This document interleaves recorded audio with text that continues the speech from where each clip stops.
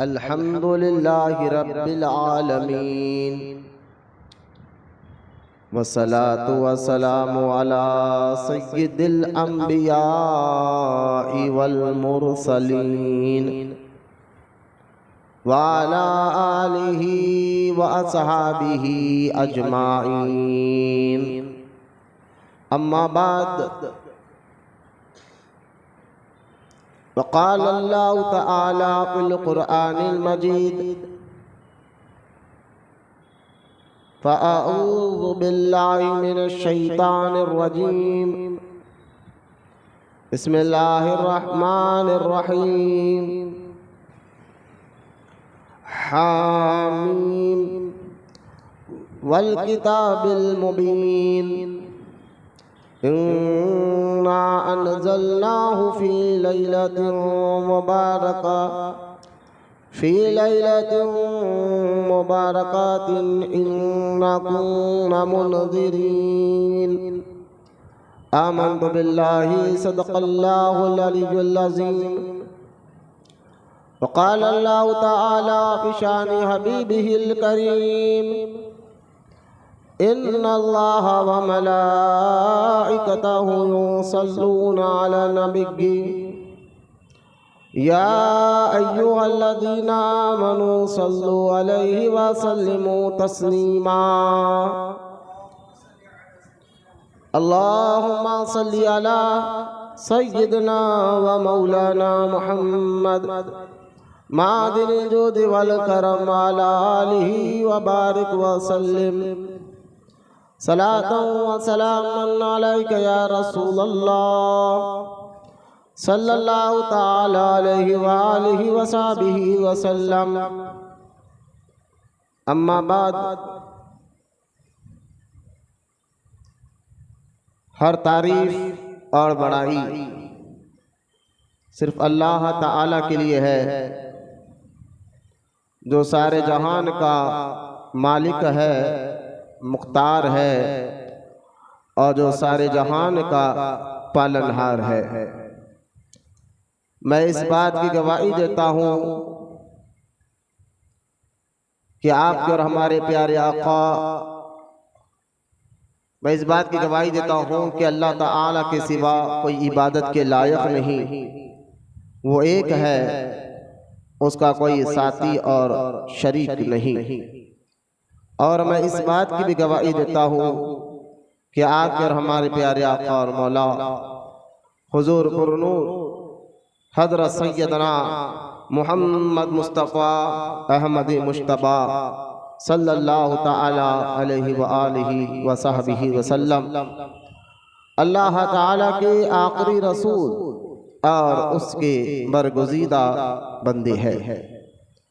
अल्लाह ताला हुजूर अकरम नूर मुजस्सम रहमत आलम सल्लल्लाहु ताला अलैहि व आलिहि व सहबिहि व सल्लम पर अहले बैत, सहाबाए किराम, ताबईन और तबे ताबईन, औलियाए उम्मत पर क़यामत तक बकसरत रहमतें और बरकतें नाजिल फरमाता रहे। आमीन। मोहब्बत से एक मरतबा व आवाज़ बुलंद दुरूद पाक पढ़िए। अल्लाहुम्मा सल्लि अला सय्यिदना व मौलाना मुहम्मद व अला आलिहि व सहबिहि अव्वल सलावातिका व अददा मालूमातिका व बारिक व सल्लिम सलातन व सलामन अलैका या रसूलल्लाह सल्लल्लाहु ताला अलैहि व आलिहि व सहबिहि व सल्लम। वाज़ा सामाईन इकराम, अस्सलामु अलैकुम व रहमतुल्लाहि व बरकातुहू।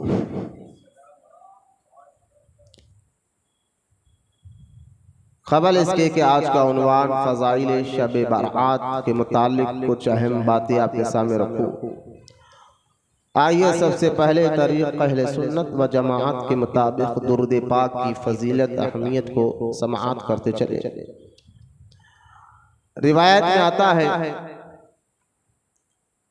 कि ख़ास तौर पर जो शख्स शाबान मुअज़्ज़म के इस मुबारक महीने में दिन में 3 मरतबा और रात में 3 मरतबा दुरूद शरीफ पढ़ता है, अल्लाह ताला के यहाँ अर्श के करीब, अर्श के नीचे एक ऐसा पेड़ है, वहां पर एक ऐसा मुरग है जो खास तौर पर शाबान मुअज्जम पर जो दुरूद पढ़ता है हुजूर की ज़ात मुबारका पर, वो अल्लाह के हुक्म से वो मुरग पानी के अंदर गौता लगाता है, एक लहर के अंदर गौता लगाता है, और जब बाहर निकल कर फिर वो पेड़ पर बैठकर अपने पैरों को झटकता है तो हर खतरे से, जितने उसके जिस्म से पानी के खतरे गिरेंगे, अल्लाह ताला एक फरिश्ते को पैदा करता है और वो तमाम के तमाम फरिश्ते उस दुरूद पढ़ने वाले के लिए अल्लाह की बारगाह में मगफिरत करते हैं। लिहाजा दुरूद पाक के बेशुमार फ़ज़ाइल हदीस पाक में मौजूद है। उन्हीं में से एक हदीस पाक मैंने आपके सामने एक रिवायत आपके सामने बयान किया है, जिसमें अल्लाह ताला के रसूल सल्लल्लाहु ताला अलैहि वसल्लम पर दुरूद पाक पढ़ने की बड़ी अहमियत और फजीलत को बयान किया गया है। दुरूद पाक एक ऐसा वजीफ़ा है जिसमें पढ़ने वालों को अल्लाह ताला नेकियां भी अता फरमाता है, दुरूद पढ़ने वालों को अल्लाह ताला गुनाह भी माफ़ फरमाता है, दुरूद पढ़ने वालों को अल्लाह ताला दुनिया में, क़ब्र में और आखिरत में कामयाबी भी अता फरमाता है। दुरूद पाक के बेशुमार फ़ज़ाइल हदीस पाक में मौजूद है। हमें चाहिए कि शाबान मुअज्जम का मुबारक महीना है, तो इस महीने में ख़ास तौर पर मेरे आका सल्लल्लाहु अलैहि वसल्लम पर कसरत के साथ दुरूद शरीफ पढ़ना चाहिए। अल्लाह तमाम को कहने सुनने से ज़्यादा अमल की तौफीक अता फरमाए, आमीन। मोहब्बत से एक मरतबा दुरूद शरीफ पढ़ लीजिए। अल्लाहुम्मा सल्ली अला सय्यिदिना व मौलाना मुहम्मद मादिल जुद वल करम वाला आलिहि व बारिक व सल्लिम सलातन व सलामन अलैका या रसूल अल्लाह सल्लल्लाहु तआला अलैहि व आलिहि व सहबिहि व सल्लम। शाबान मुअज्जम का ये मुबारक महीना है और इस मुबारक महीने की अहादीस में बहुत से फ़ज़ाइल है, उसमें से एक रात शब बरात भी है। शाबान मुअज्जम के मुतालिक अहादीस में आता है कि अल्लाह ताला के रसूल अलैहिस्सलातु वस्सलाम ने इरशाद फरमाया कि रजब अल्लाह ताला का महीना है, शाबान मेरा महीना है, रमज़ान मेरी उम्मत का महीना है। और शाबान मुअज्जम के इस मुबारक महीने के मुतालिक उम्मुल मोमिनीन सैयदा आयशा सिद्दीक़ा रज़ी अल्लाह ताला अन्हा इरशाद फरमाती है कि रमज़ान मुबारक के बाद कसरत के साथ प्यारे आका रहमत कौनैन जो है शाबान मुअज्जम के मुबारक महीने में रोज़ा रखा करते थे। और शाबान का ये मुबारक महीना रजब और रमज़ान के दरमियान में है, बीच में है, इसलिए जैसा ही शाबान मुअज्जम का मुबारक महीना आता, मेरे आका रहमत कौनैन दुआ फरमाते कि अल्लाह हमें सलामती के साथ रमज़ान मुबारक में दाखिल फरमा। शाबान मुअज्जम के बेशुमार इस मुबारक के फ़ज़ाइल भी अहादीस पाक में मौजूद है।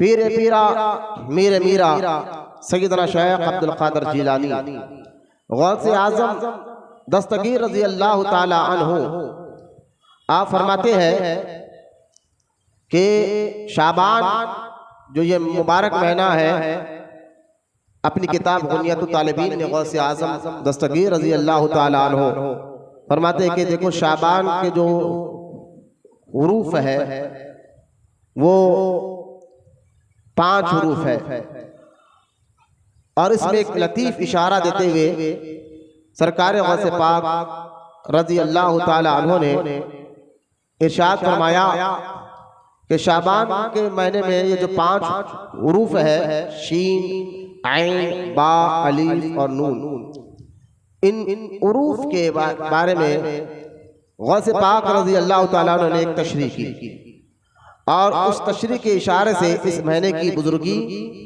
और इस महीने की फजीलत को आपने बयान किया। सरकार गौसे आज़म फरमाते हैं, अगर शाबान के इन लफ्ज़ों को एक एक कर देखे तो इसकी महीने की अहमियत समझ में आती है। पहला लफ्ज़ है शाबान में शीन। गौसे पाक रज़ी अल्लाह ताला अन्हु फरमाते हैं, शीन से मुराद बुजुर्गी होता है। शीन से शर्फ, और शर्फ का मतलब बुजुर्गी है। यानी इस महीने को दूसरे महीनों पर सिवाय रमजान मुबारक के मखसूस शर्फ हासिल है। शाबान के महीने को गौसे आजम फरमाते हैं, शाबान का ये मुबारक महीना, इस महीने को रमजान मुबारक के अलावा जितने महीने हैं, रमजान के बाद खुसूसी तौर पर यह महीना बड़ी बुजुर्गी वाला महीना है और ये आमाल हसना का शाहिद है, यानी गवाह है। और मोमिन के लिए ये महीना शब मेराज की हैसियत रखता है। इसलिए इस महीने में रोजे रखने वाले को अल्लाह ताला से शर्फ यानी इज्जत और बुजुर्गी हासिल होती है। ये गौसे पाक रज़ी अल्लाह ताला अन्हु ने शाबान मुअज़्ज़म के मुबारक महीने की शीन की तशरीह करते हुए अपनी किताब गुनियतुत तालिबीन में बयान फरमाया। और गौसे आज़म फरमाते कि अगर इस शाबान मुअज़्ज़म के दूसरे हुरूफ को देखा जाए, ऐन से मुराद क्या है, तो सरकार गौसे आज़म फरमाते हैं ऐन से मुराद उक़बा है। यानी इस बात की तरफ इशारा है कि शाबान मुअज़्ज़म की अज़मत करने वाले की दुनिया में भी इज्जत होगी और आखिरत में भी अल्लाह उसको इज्जत और मर्तबा अता फरमाए। ये गौसे पाक रज़ी अल्लाह ताला अन्हु इरशाद फरमा रहे हैं। शीन का माना, आइन का माना, आगे देखे सरकार गौसे पाक रज़ी अल्लाह ताला अन्हु फरमाते हैं कि शाबान का एक तीसरा उरूफ है बा। बा से मुराद बरकत और बेहतरी, यानी बा में इस बात की तरफ इशारा है कि दुनिया में बरकत हासिल होगी, कब्र में रोशनी की बहतात ज्यादती होगी और मैदान क़यामत में बुलंदी दर्जात हासिल होगी। यानी गौसे पाक शीन की मुराद बुजुर्गी बता रहे हैं, शर्फ बता रहे हैं, और ऐन से मुराद यानी उस बंदे को जिस बंदे ने शाबान मुअज़्ज़म में खास तौर पर रोजे रखकर अल्लाह की इबादत को बढ़ाया, कसरत के साथ जिक्र इलाही किया, उसके लिए ये महीने में ऐसे तरफ के इशारे मिलते हैं अल्लाह ताला की जानिब से कि उसे दुनिया और आखिरत में कामयाबी देते हैं अल्लाह ताला। और बाद से मुराद अल्लाह उसकी ज़िंदगी में बरकत देता है, कब्र में रोशनी अता फरमाता है। फिर गौसे पाक रज़ी अल्लाह ताला अन्हु फरमाते कि एक तीसरा उरूफ है अलीफ। शाबान में शीन का माना बताया, आइन का माना बताया, बा का माना बताया, अब अलीफ का माना बताते हुए हजरत गौसे पाक रज़ी अल्लाह ताला अन्हु फरमाते हैं अलीफ से अमन व अमान, उल्फत और अनवार मुराद है। यानी अलीफ से इशारा इस तरफ के शाबान मुअज़्ज़म की इज्जत करने वाले को दुनिया में भी अमन व अमान मिलेगा और बारोज़ हश्र में भी अमन व अमान हासिल होगा। वो क़यामत की हौलनाकियों से अल्लाह उसको महफूज और मामून रखेगा। सुभान अल्लाह। ये अलीफ का तरफ इशारा करते हुए गौसे पाक रज़ी अल्लाह ताला अन्हु बयान फरमाते हैं और फरमाते हैं कि शाबान मुअज़्ज़म का मुबारक महीना नून, इसमें जो अल्फाज आता है आखिरी नून से मुराद क्या है, तो हजरत गौसे आज़म फरमाते हैं नून से मुराद आग है। यानी शाबान मुअज़्ज़म की खैर और बरकत हासिल करने वाला जहन्नुम से नजात पाएगा। और इस महीने में नमाज नफिल पढ़ने वाले के दिल में नूर नशुमा यानी नूर को अल्लाह ताला दाखिल फरमाता है। और जो शख्स शाबान मुअज़्ज़म का लिहाज रखता है, अल्लाह ताला के हुक्म से उसकी ताज़ीम और तौक़ीर की जाती है। लिहाजा ये शाबान के उरूफों के बारे में, उरूफ जो होते हैं शीन, ऐन, बा, अलीफ और नून के मुतालिक सरकार गौसे पाक ने अपनी किताब में इशारा देते हुए कहा कि शाबान कितना मुबारक महीना है। और शाबान मुअज़्ज़म का जैसा मैं अभी आपको बताया एक हदीस पाक में आता है, यह हदीस तिरमिज़ी शरीफ में भी है, इब्न माजा शरीफ में भी है, सियासित्ता की मोतबर किताबें ये दोनों, उसमें हदीस मौजूद है कि उम्मुल मोमिनीन सैयदा आयशा सिद्दीक़ा रज़ी अल्लाह ताला अन्हा एक मर्तबा प्यारे आका सल्लल्लाहु ताला अलैहि वसल्लम से पूछती है कि या रसूलल्लाह सल्लल्लाहु ताला अलैहि वसल्लम कि आप रमज़ान मुबारक के बाद जिस महीने में रोज़ा रखना कसरत के साथ पसंद करते हैं वो शाबान मुअज़्ज़म का महीना है, इसकी वजह क्या है? क्यों आप इतना इस महीने का एहतमाम करते हैं शाबान मुअज़्ज़म का, और इतने रोज़े रमज़ान के बाद हम देखते हैं कि आप शाबान में बहुत ज़्यादा रोज़े रखते हैं।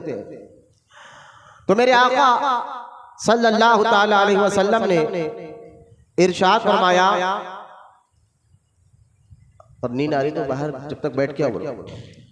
मेरे आका सल्लल्लाहु ताला अलैहि वसल्लम ने इरशाद फरमाया कि ऐ आयशा, ये महीना वो मुबारक महीना है जिसमें एक रोज़ा भी जो अल्लाह के लिए रखता है अल्लाह ताला उसको साल भर रोज़े रखने का सवाब अता फरमाता है। और ये वो मुबारक महीना है, इस महीने में जो है आमाल को अल्लाह ताला की बारगाह में पेश किया जाता है।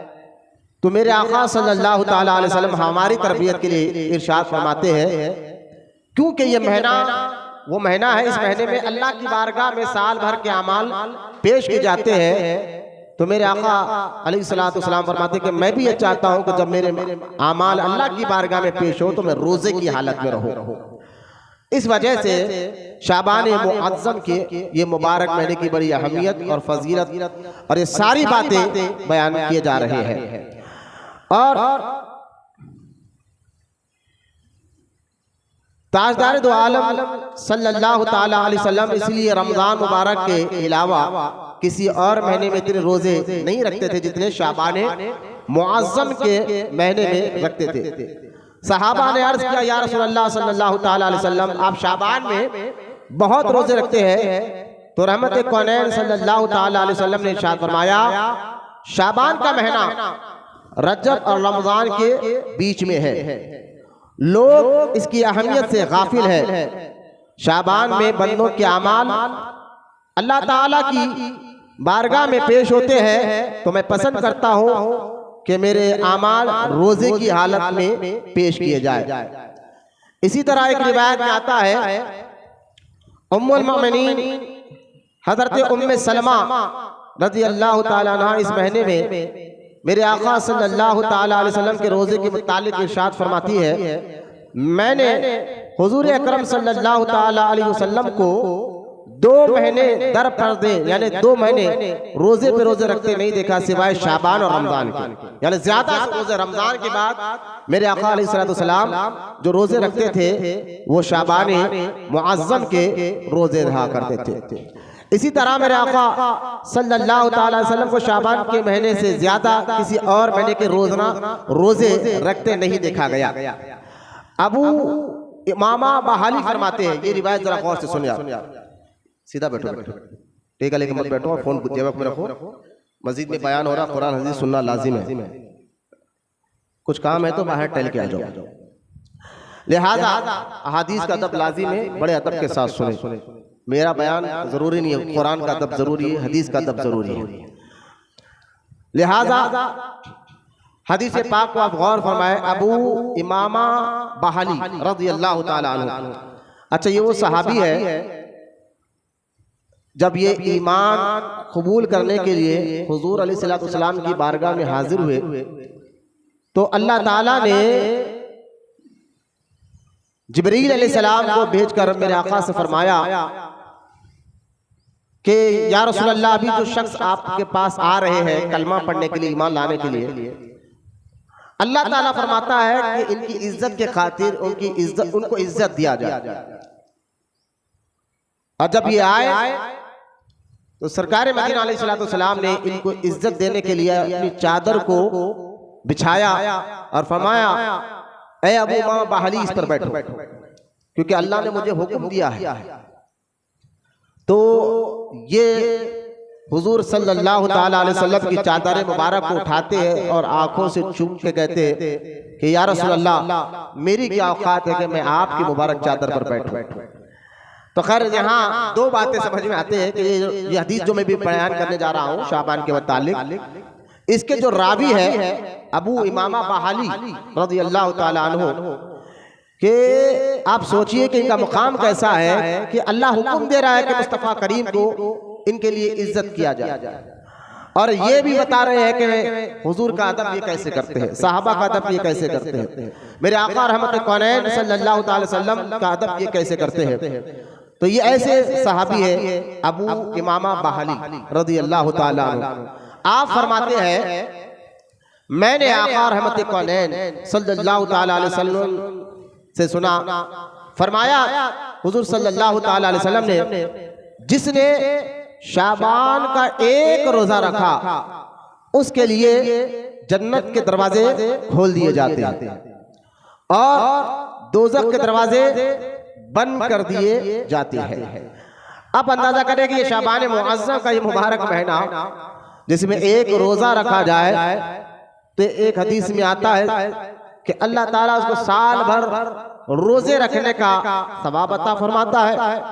और एक हदीस में आ रहा है कि शाबान मुअज़्ज़म के इस मुबारक महीने में जो अल्लाह के लिए एक रोजा रख ले, अल्लाह ताला उसके लिए जन्नत के दरवाजे खोल देता है और जहन्नुम के दरवाजे बंद कर देता है। लिहाजा ये मुबारक महीना शाबान मुअज़्ज़म का मुबारक महीना जो है इसकी बड़ी अहमियत और फजीलत अहादीस पाक में आता है। अच्छा, एक बात यहाँ एक गौर कर ले कि अक्सर अहादीस में आता है और भी हदीस है शाबान मुअज़्ज़म के मुबारक महीने के फजाइल पर कि इसमें रोज़ा रखने वाले को अल्लाह ताला बड़ी फजीलतें देता है और बड़े सवाब अता फरमाता है, और उसके बारे में आता है कि बेशुमार सवाब और कसरत के सवाब अल्लाह ताला रोज़े रखने वालों को अता फरमाता है। तो सवाल ये उठता है कि कुछ बदअकीदा वहाबी, क्योंकि ये महीने में वहाबी जो है रोजा रखने को मना करते, कहते नहीं सिर्फ रमजान मुबारक के रोजा रखिए और कुछ जरूरी नहीं है। यकीनन ये रोजे है जो अल्लाह के लिए रखा जाता है, नफिल रोजे है।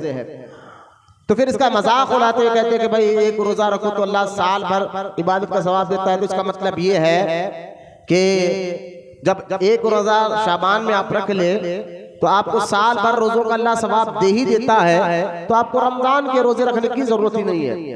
ये एक शैतानी वसवसा और जहन में वसवसा डालकर लोगों के ईमान को और अकीदे को कुछ बदमज़हब खराब करना चाहते हैं।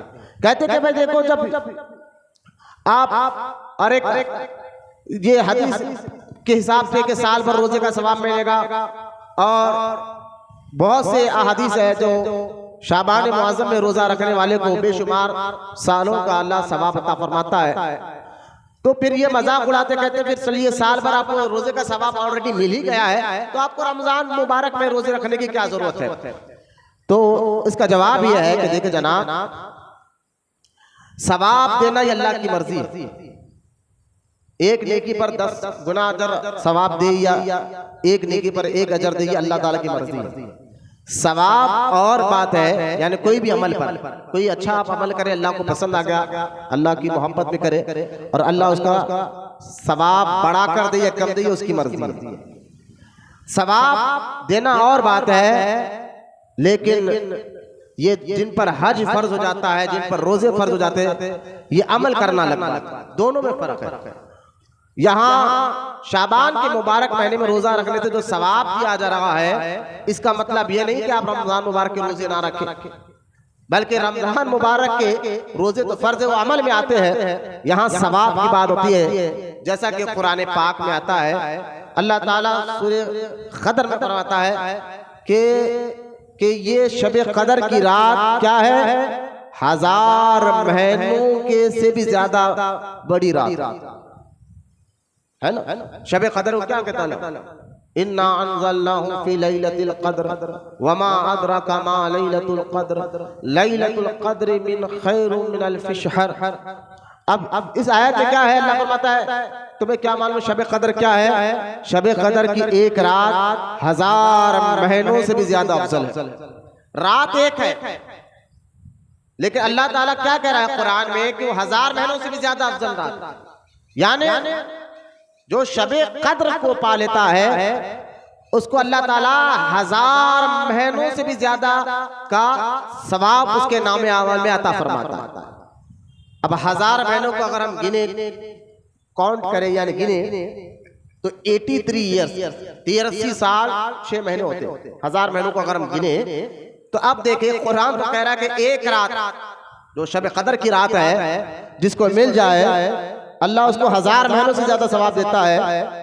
तो अगर कोई शब कदर में जाकर कहे अब मुझे 80 साल तक इबादत करने की जरूरत ही नहीं, यानी आप वहां से रोजा छोड़ दो क्योंकि मैंने एक रात पा लिया है, अब 80 साल तक मेरी उम्र होने तक कोई इबादत की जरूरत नहीं, तो ये बेवकूफी की बात है। सवाब की बात हो रही है, अमल तो करना हो। जैसा कि हदीस पाक में आता है, मेरे आका सल्लल्लाहु ताला अलैहि वसल्लम फरमाते जिसने नमाज फजर के बाद सूरज निकलने तक, फजर की नमाज के बाद सूरज निकलने तक अल्लाह का जिक्र करते हुए मस्जिद ही में बैठा रहा और सूरज निकलने के बाद 2 रकात इशराक की नफिल नमाज पढ़ा तो अल्लाह ताला उसको एक हज और एक उम्रे का सवाब अता फरमाएगा। अब सोचिए, यह हदीस पाक को ज़हन में रखे, अगर कोई बंदा फजर की नमाज के बाद 20-25 मिनट मस्जिद ही में बैठे रहे और सूरज निकलने के बाद 2 रकात इशराक की नमाज पढ़ ले और अल्लाह उसके नामे अमाल में एक हज और एक उम्रे का सवाब अता फरमा दे, तो क्या ये बंदा कहेगा अब मुझ पर हज फर्ज ही नहीं है, जबकि वो मालदार आदमी है, पैसे वाला आदमी जिस पर हज फर्ज हो जाता है, तो अब वो कहेगा कि नहीं मुझे हज करने की जरूरत नहीं है, मैंने इशराक की नमाज पढ़ ली? ऐसा नहीं है। यहाँ सवाब बताने के लिए इतना सवाब मिलेगा, इतना सवाब मिलेगा, इतनी नेकियां मिलेंगे। ये अमल दिखने में छोटा है लेकिन आप कर लोगे तो अल्लाह अपने फजल से ज्यादा सवाब अता फरमाता। तो सवाब की ज्यादती अलग बात है और जो फर्ज इबादत है, जो वाजिबात इबादत है, उसकी अदायगी अलग बात। वरना कुरान की आयत से मैंने आपको बता दिया एक रात का सवाब 80 साल से भी ज्यादा अल्लाह अता फरमा रहा है। तो इस बातों को भी जहन में रखें ताकि कोई वहाबी आपका जहन ना भटकाए कि भाई शाबान में एक रोजा रखो तो फिर तुम्हें रमजान मुबारक के रोजे की जरूरत नहीं है। ये भटकाने के लिए इस तरह की बातें बदअकीदा और बद मजहब जो है इस तरह की बातें करते हैं। खैर, शाबान मुअज्जम के मुतालिक एक और बात सुन लीजिए आप कि शाबान मुअज्जम वो मुबारक महीना है जिस तरह दुनिया में जमीन पर अरबिक महीनों की मैं आपको बात कर रहा हूँ, इस्लामिक महीनों की बात कर रहा हूँ कि अरबी महीनों में जैसा दुनिया में जो है हमारा इस्लामी महीनों में सबसे पहला महीना मुहर्रम का है और आखिरी महीना जिलहज का है।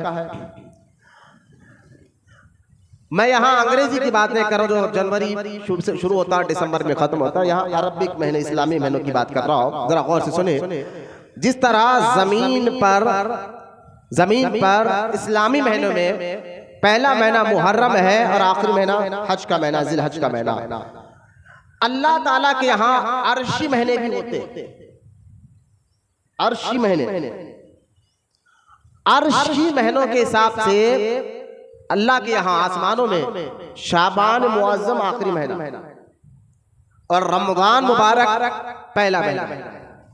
ये अर्शी महीनों की बात कर रहा हूँ, आसमानी दुनिया फरिश्तों के लिए आसमान पर, आसमानी हिसाब से ये महीना शाबान मुअज्जम का महीना आखिरी महीना आसमान में रहने वाले फरिश्तों के लिए और रमजान के लिए पहला महीना है। इसलिए शाबान मुअज्जम के महीने में नाम आमाल को उठा लिया जाता है, फैल बंद कर दी जाती है साल भर के, और दूसरे साल भर तक अगले शाबान तक कौन जिएगा, कौन मरेगा, कौन जिंदा रहेगा, ये सारे फैल जो है फरिश्तों के हवाले कर दिया जाता है। क्योंकि शाबान का ये महीना अर्शी महीनों में आखिरी महीना, अर्शी महीनों में ये आखिरी महीना है और रमजान अल्लाह के यहाँ अर्शी महीनों में आसमानों पर पहला महीना है। एक वजह यह है। और दूसरी एक हदीस आप सुन ले, हुजूर अकरम सल्लल्लाहु ताला अलैहि वसल्लम ने इरशाद फरमाया शाबान मुअज्जम मेरा महीना है। उसकी वजूहात बताते हुए उलमाए कराम ने बहुत सी हिकमतें बयान फरमाई। पहली हिकमत फरमाया कि हुजूर सल्लल्लाहु ताला अलैहि वसल्लम ने इस शाबान मुअज़्ज़म को अपना महीना क्यों कहा?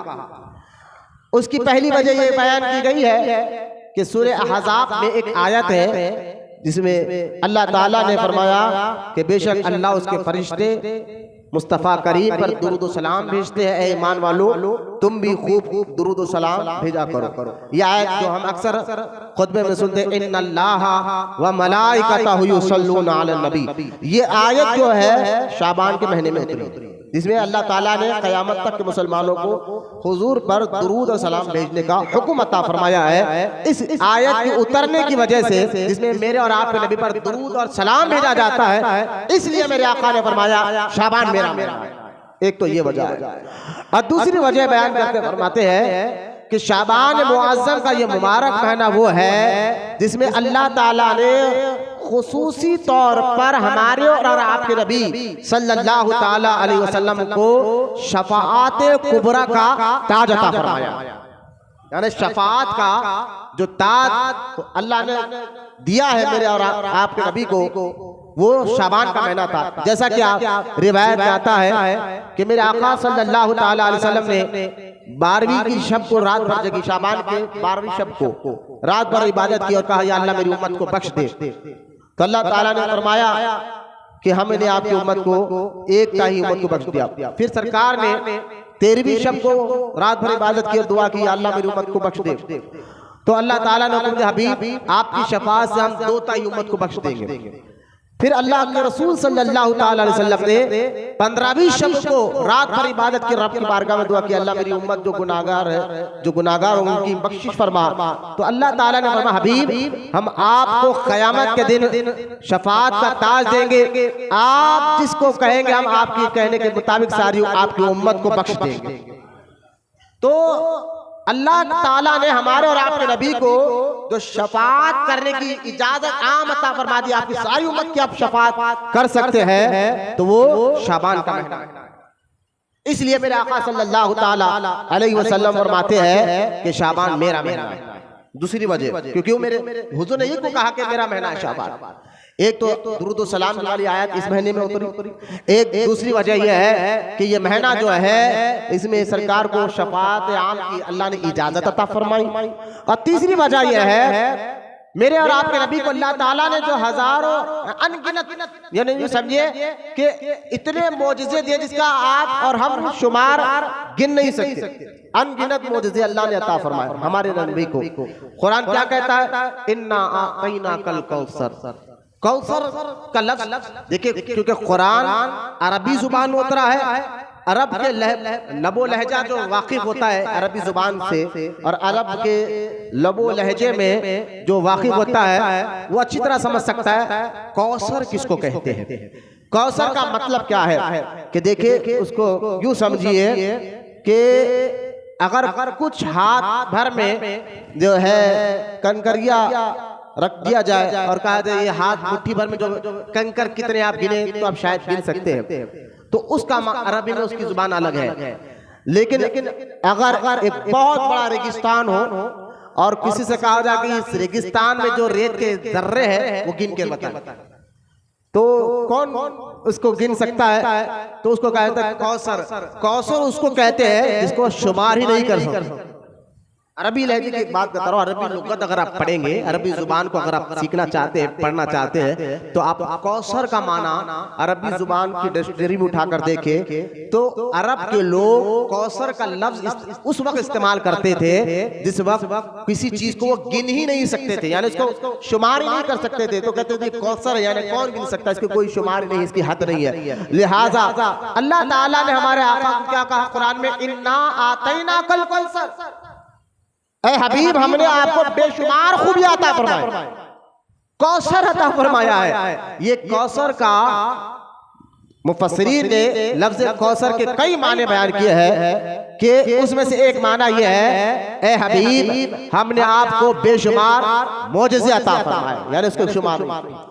तो उन बेशुमार मौजिज़ों में से एक मौजिज़ा जो बड़ा मशहूर है जो मेरे और आपके नबी सल्लल्लाहु ताला अलैहि वसल्लम के इशारे से चांद के जो दो टुकड़े हुए थे, ये जो वाकया हुआ था शाबान के महीने में हुआ।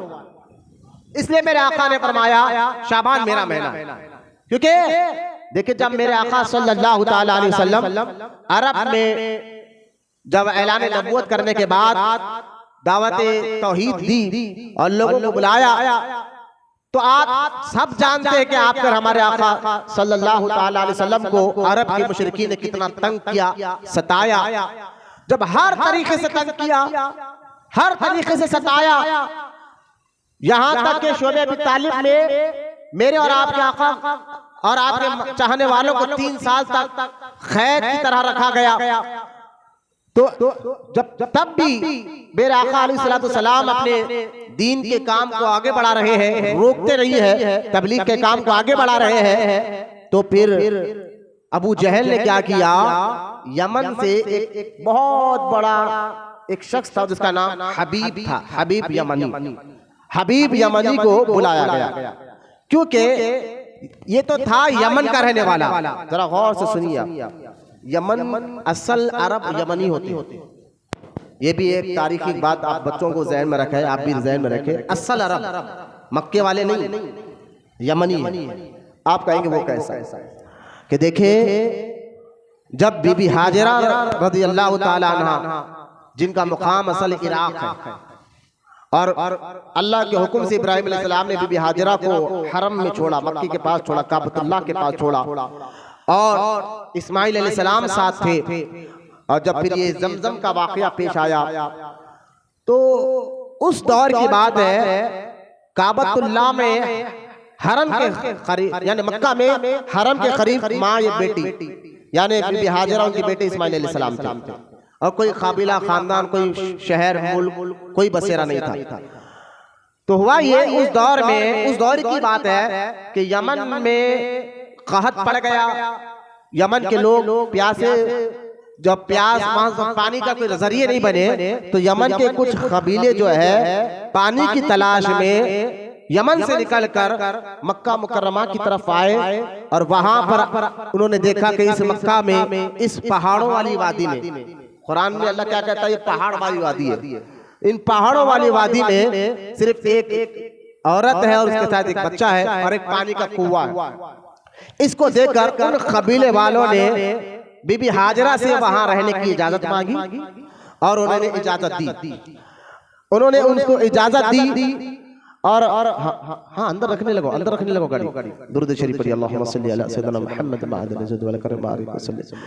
अब रहने की इजाजत दी, साथ में कहा कि भाई पानी पे हमारा कब्जा रहेगा। तो वो कबीले वाले जो यमन से आए थे, वो वहां पर बसने लगे हरम के पास। तो उन्हीं कबीले की एक लड़की के साथ इस्माइल अलैहिस्सलाम का निकाह हुआ।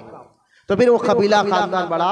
तो असल ददियाल मेरे और आपके नबी का यमन है, और असल अरब यमन हो। तो उस दौर की बात है कि यमन के एक बहुत बड़े ताजिर थे, हबीब यमनी उनका नाम था। उन्होंने जो है यमन, हबीब यमनी को अबू जहल ने बुलाया, और बुलाकर कहा कि ए हबीब, तुम यहाँ मक्का आओ, यहाँ पर एक अजीब सा मामला आया, पेश हुआ है, क्योंकि अरब के लोग आपकी बात सुनते हैं, आपका एहसान अरब के लोगों पर ज्यादा है, आप फौरन यहाँ पर आइए। तो हबीब यमनी यमन से मक्का आए, और मक्के में अबू जहल ने, उतबा, शेबा ने, उमैया, बड़े बड़े मुशरिकों ने आपको रोककर कहा कि यहाँ पर एक नबी का ऐलान, नबूवत का ऐलान हुआ है, वो अपने आप को नबी कह रहे हैं, रसूल कह रहे हैं, आप जरा उनसे भी बात करें, लोगों को समझाए। लोग अपने मजहब को छोड़कर उनके दीन को कबूल कर रहे हैं। हबीब यमनी उस दौर में बड़ा ताजिर भी था, अक्लमंद आदमी भी था, और बड़ा होशियार आदमी भी था, और अरब के लोगों पर इसका बहुत एहसान भी था। अरब के लोग इसकी इज्जत करते थे, इसकी बात सुनते थे, और इसको माना करते थे, जो कहता उसकी बात को माना करते थे। हबीब यमनी ने कहा अबू जहल से कि ठीक है अबू जहल, मैंने तुम्हारी बात तो सुन ली, जरा उनसे भी तो मिलूं जो नबी होने का ऐलान कर रहे हैं, मैं उनसे भी बात करना चाहता हूँ। ये अक्लमंद आदमी की पहचान भी होती है। अक्लमंद आदमी एक तरफा नहीं सुनता, दोनों तरफा सुनता।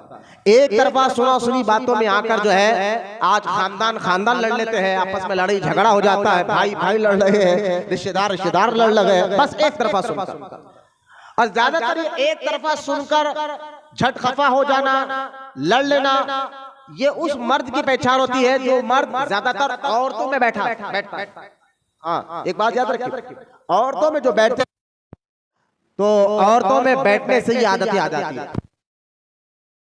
है कि सुनो, जो माँ और बहनों के साथ बैठना जायज है इस्लाम में, उनके साथ भी बैठना है तो जरूरत के हद तक बैठो, जरूरत से ज्यादा मत बैठो। बहुत प्यारी बात ये सीखने मेरे और आपको समझ जाने के लिए बात क्या कहा बुजुर्गान दीन ने, जिन और माँ और बहनों के साथ बैठने की इजाजत है, गैर महरम है, उनके साथ भी अगर बैठो तो जरूरत की हद तक बैठो। अब मुझे बताइए कौन है जिसके साथ हम बैठ सकते हैं? गैर महरम तो गैर औरत को तो हम देख भी नहीं सकते, बैठना तो दूर की बात उनके साथ, जैसे कि माँ है, बहन है, बेटी है, बीवी है। अब देखिए बुजुर्गान फरमाते हैं इनके साथ भी बैठो तो जरूरत की हद तक बैठो। क्यों? अगर बिला वजह जरूरत से ज्यादा बैठोगे तो उनकी जैसी आदत तुम्हारे अंदर भी आ जाएगी। तो एक तरफा सुनकर झट खफा हो जाना, एक तरफा बात सुनकर गुस्से में आ जाना और रिश्तेदारियां तोड़ लेना, लड़ाई झगड़े करना, ये अक्सर औरतों की आदत वाले मर्द करते हैं। असल मर्द, असल अक्लमंद आदमी, जिसको अक्ल, मैंने अक्ल भी जो है ना, अक्ल कुरान में इसका जिक्र आया है। आप दुआ करें, कुरान में जिक्र आया है अक्ल का। कुरान में अल्लाह फरमाता है दुआ करो कि अल्लाह हमें अक्ल सलीम अता फरमाए। अकल जो है दिमाग में एक नूर का नाम है। जिस तरह जिस्म को रूह चलाती है, रूह को अकल चलाती है, तो अकल भी एक, जिसको अल्लाह कामिल अकल अता फरमाता है, वो बड़ा समझदार आदमी होता है। इसलिए बुजुर्गान कहते हैं अक्लमंद की पहचान है वो बात करने से पहले बात को तोलता है, बाद में बोलता है।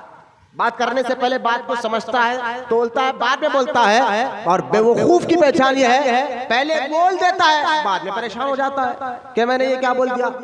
तो अक्लमंद आदमी की बड़ी उसकी इज्जत होती है, अक्लमंद आदमी की बड़ी अपनी एक उसके अंदर एक अलग सी क्वालिटी पैदा हो जाती है, उसकी मिजाज में, उसकी आदतों में, बहुत सी चीजों में फर्क आ जाता है अक्लमंद आदमी के। तो हबीब यमनी कौन था? उस दौर में बड़ा अक्लमंद आदमी था।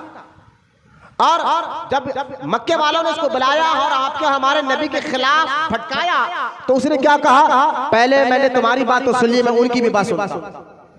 और अबू जहल ने, उतबा शेबा ने कहा था हबीब यमनी को वो जादूगर है माज़अल्लाह। हमारे आका को मक्के वालों ने देखा जब हुजूर की जात में कोई ऐब नहीं था।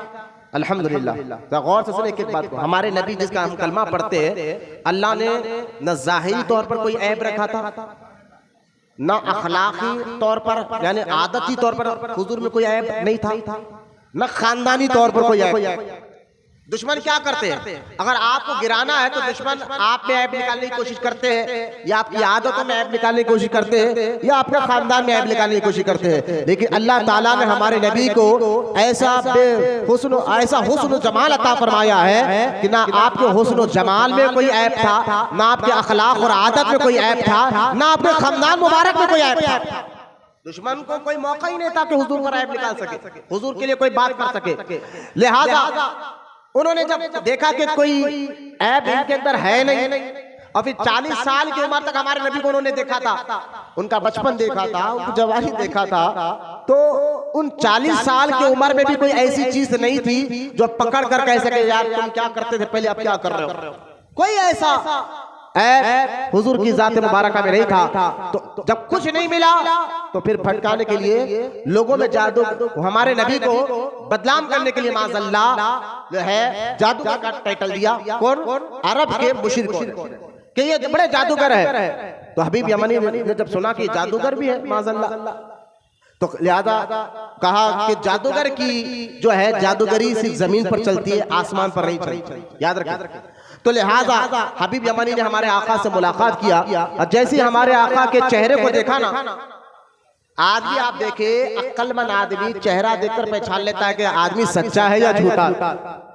आज भी आप देखिए, आप होशियार आदमी, अक्लमंद आदमी खाली जो है ना चेहरा देखकर बातचीत उठा बैठना, ये तो बात की बात है। जिनको अल्लाह समझ देता है, अक्ल देता है, चेहरा देखकर बोल देता है कि ये आदमी कितना पानी में है और कितना। आज भी ऐसी अक्ल है। तो हबीब यमनी था ही पहले से अक्लमंद। जब चेहरा मेरे नबी का देखा अलैहिस्सलाम, हबीब यमनी की तो बोलती बंद हो गई। अरे वो चेहरा कैसा चेहरा है जिस चेहरे की कसम अल्लाह कुरान में याद करता है। कुरान में, हाँ कुरान में अल्लाह कहता है वद्दुहा, हबीब तेरे चेहरे की कसम। अब लिहाजा हबीब यमनी ने चेहरा देखा, अब बोलने की हिम्मत नहीं, तो मेरे आका ने खुद कहा हबीब बुलाया किस लिए था? ये रुआब दबदबा अल्लाह ने हमारे नबी को अता फरमाया था। मेरे नबी को जो देखता ना वो खामोश हो जाता, उसकी जुबानें गूंगी हो जाती हो और बात करने के काबिल नहीं होता था। उसके जिस्म में एक अजीब सी कैफियत पैदा हो जाती थी। लिहाजा हबीब यमनी के जिस्म में अजीब सी कैफियत पैदा हो गई। मेरे नबी ने खुद कहा बुलाया क्यों था? तो हबीब यमनी ने कहा कि ये लोग कह रहे हैं कि आप माज़अल्लाह जादूगर है और आप कह रहे हैं मैं अल्लाह का नबी हूँ, रसूल हूँ। तो लिहाजा मैं आपसे दो चीजें पूछना चाहता हूँ। अगर आप नबी है, अगर आप रसूल है, तो ये दो चीजें मैं आपसे पूछना चाहता हूँ। सवाल देखिए, सरकार ने कहा बताओ क्या पूछना चाहते हो? हबीब यमनी ने कहा पहला मेरा सवाल ये है कि अगर आप नबी है तो चांद के 2 टुकड़े कर बताइए। क्योंकि ऐसा सवाल उसने क्यों कहा? मैंने कहा ना अक्लमंद आदमी था। आप कहेंगे फिर ऐसा अक्लमंद आदमी ऐसा सवाल कैसे करा? तो हबीब यमनी के जहन में ये बात थी कि जादूगर है, जो जैसा कि लोग फटकार रहे हमारे नबी जादूगर है, तो जादूगर की जादूगरी जमीन पर काम करती है, आसमानों पर नहीं। इस हिसाब से उसने कहा कि अगर आप नबी है तो आप आसमान चांद के 2 टुकड़े करके बताइए, पहली चीज। और दूसरी चीज है ये है, हबीब यमनी का मेरे दिल में जो है वो बात बताइए, मैं नहीं कहूंगा, आप खुद बताइए। तो यहां से एक बात मुसलमान आप बच्चे सब जहन में रखे, नबी का माना ही नबी कहते ही उसको है जो गैब की बातें बताता। हाँ अरबी लुगत में अगर आप देखें किताब उठाकर, नबी का माना ही यही है कि गैब की खबर देने वाला। तो हुजूर के दौर में जो मुशरिकीन थे वो ये जानते थे कि नबी किसको कहा जाता है और नबी का माना क्या है। और आज का कुछ बदअकीदा वहाबी कहता है कि माज़अल्लाह कि दीवार के पीछे क्या है हमारे नबी को नहीं मालूम था।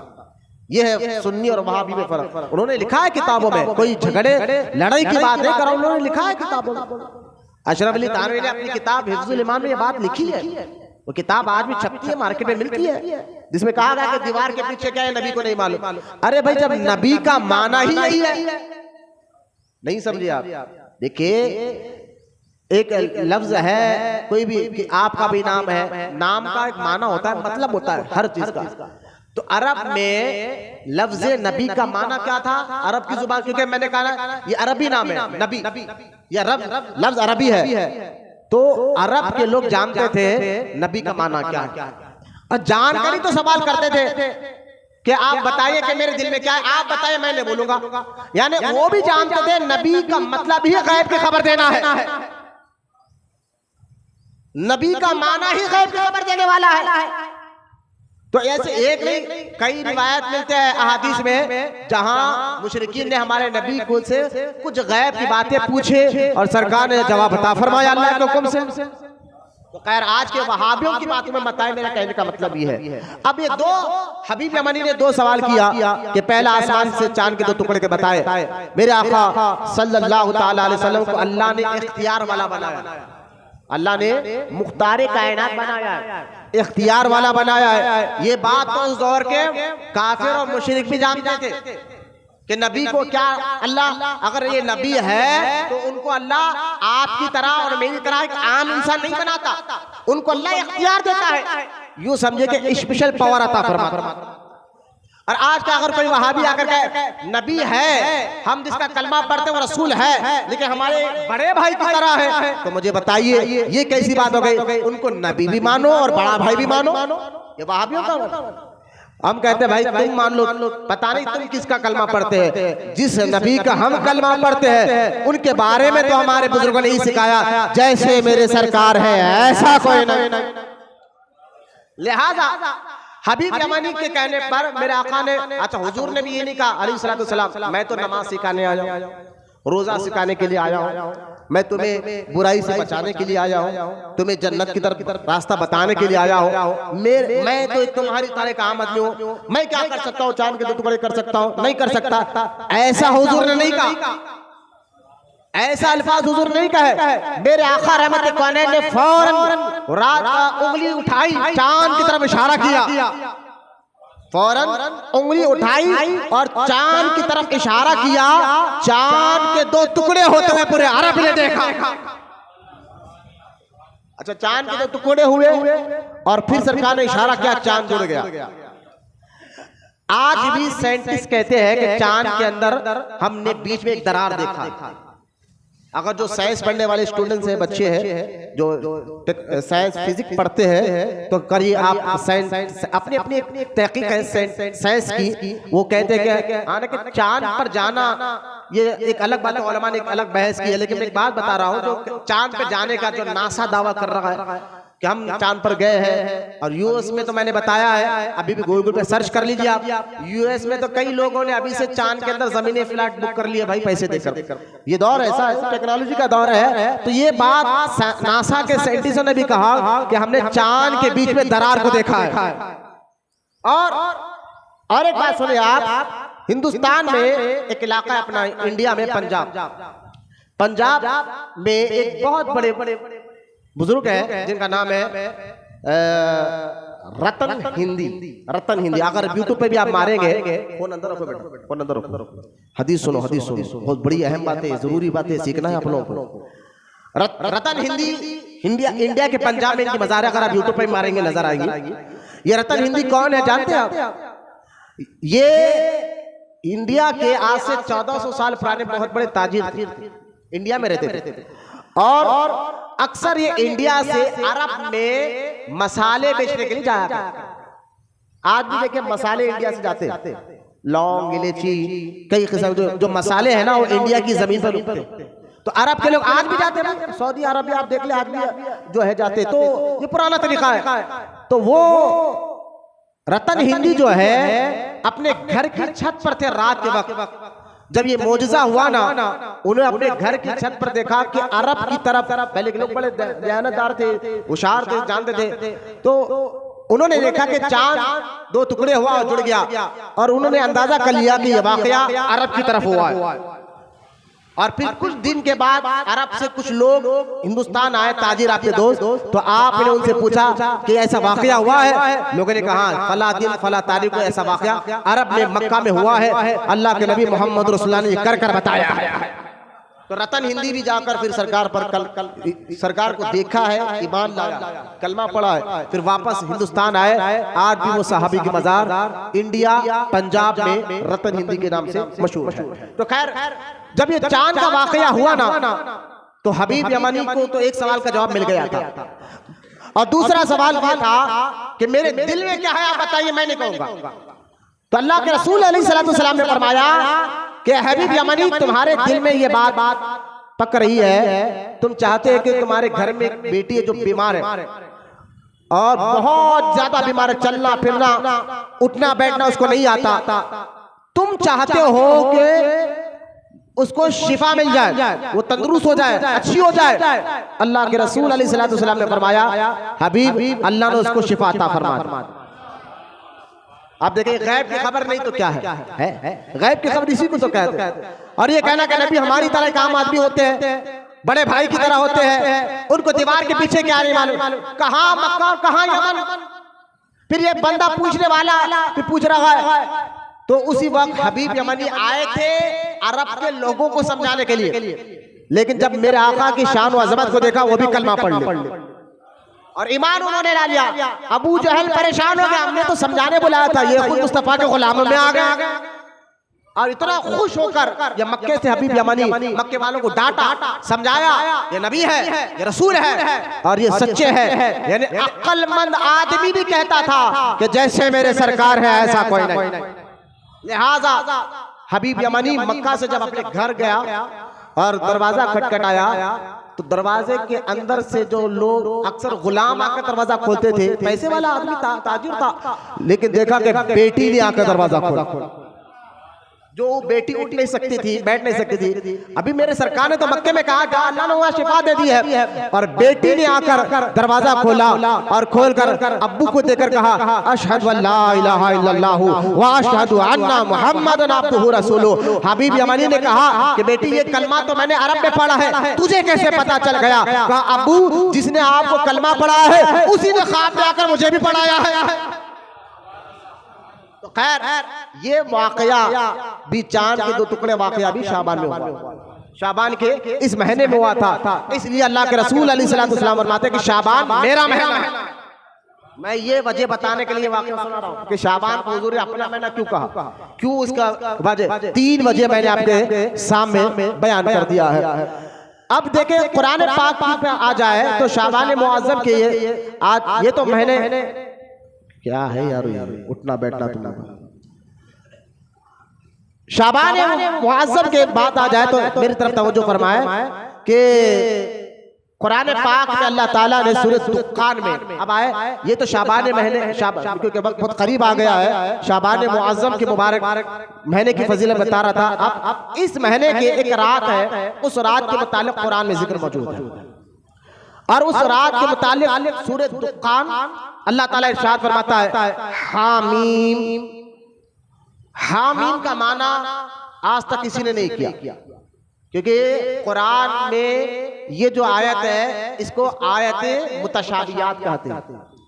कुरान में कुछ आयतें हैं जिसका माना सिर्फ अल्लाह जानता है और अल्लाह के बताने से उसके नबी जानते हैं, आज तक उसका कोई माना नहीं कर सका कुरान। जैसे कि अलिफ लाम मीम ये आयत मुतशाबिहात है, इसका माना किसी ने नहीं किया आज तक।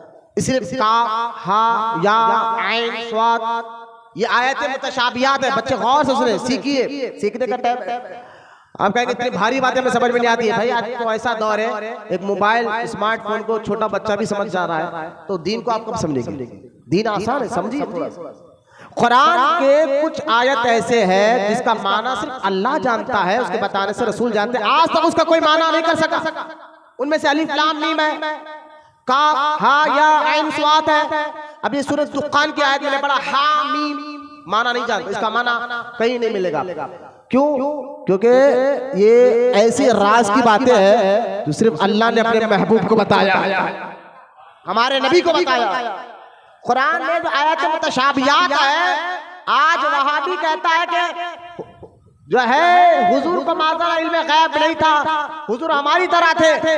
मैंने कहा अच्छा, हुजूर को इल्म गैब नहीं था, हुजूर का इल्म जो है माज़ाल्लाह वहाबी ने लिखा अपनी किताबों में, शैतान के पास इल्म ज्यादा है, हमारे नबी के पास इल्म कम है। तो उन वहाबियों को कहो भाई तू जाने, तेरा दोस्त शैतान जाने, लेकिन तेरे पास बड़ा इल्म की बात तू कर रहा है, तो कभी अलिफ लाम मीम का माना बता दे, काफ हा या ऐन स्वाद का माना बता, हाँ मीम का माना बता। देखिए ये माना सिर्फ अल्लाह जानता है, और जिस पर कुरान अल्लाह का कलाम उतरा वो मुस्तफा जानते हैं। ऐसा तो नहीं हो सकता ना, ये माना सिर्फ अल्लाह जाने, और जिन पर कुरान उतरा हो, जो चीज जिन पर उतरी हो उनको ना बताया जाए, ऐसा नहीं हो सकता। तो खैर ये कभी आयत में इंशाअल्लाह अल्लाह जिंदगी रखा तो शबे बारात में इस माने ये आयत मुतशाबिहात का माना और मतलब इंशाअल्लाह इस पर अल्लाह अगर जिंदगी रखा तो मैं आने वाले शबे बारात में इस पर घंटों तकरीर हो सकती है, लेकिन अपना मौजूद शबे बारात के फजाइल है। फिर अल्लाह ने कुरान में कहा वल किताबिल मुबीन, कसम इस रोशन किताब की, वल किताबिल मुबीन, कसम इस रोशन किताब की। रोशन किताब से मुराद कुरान पाक।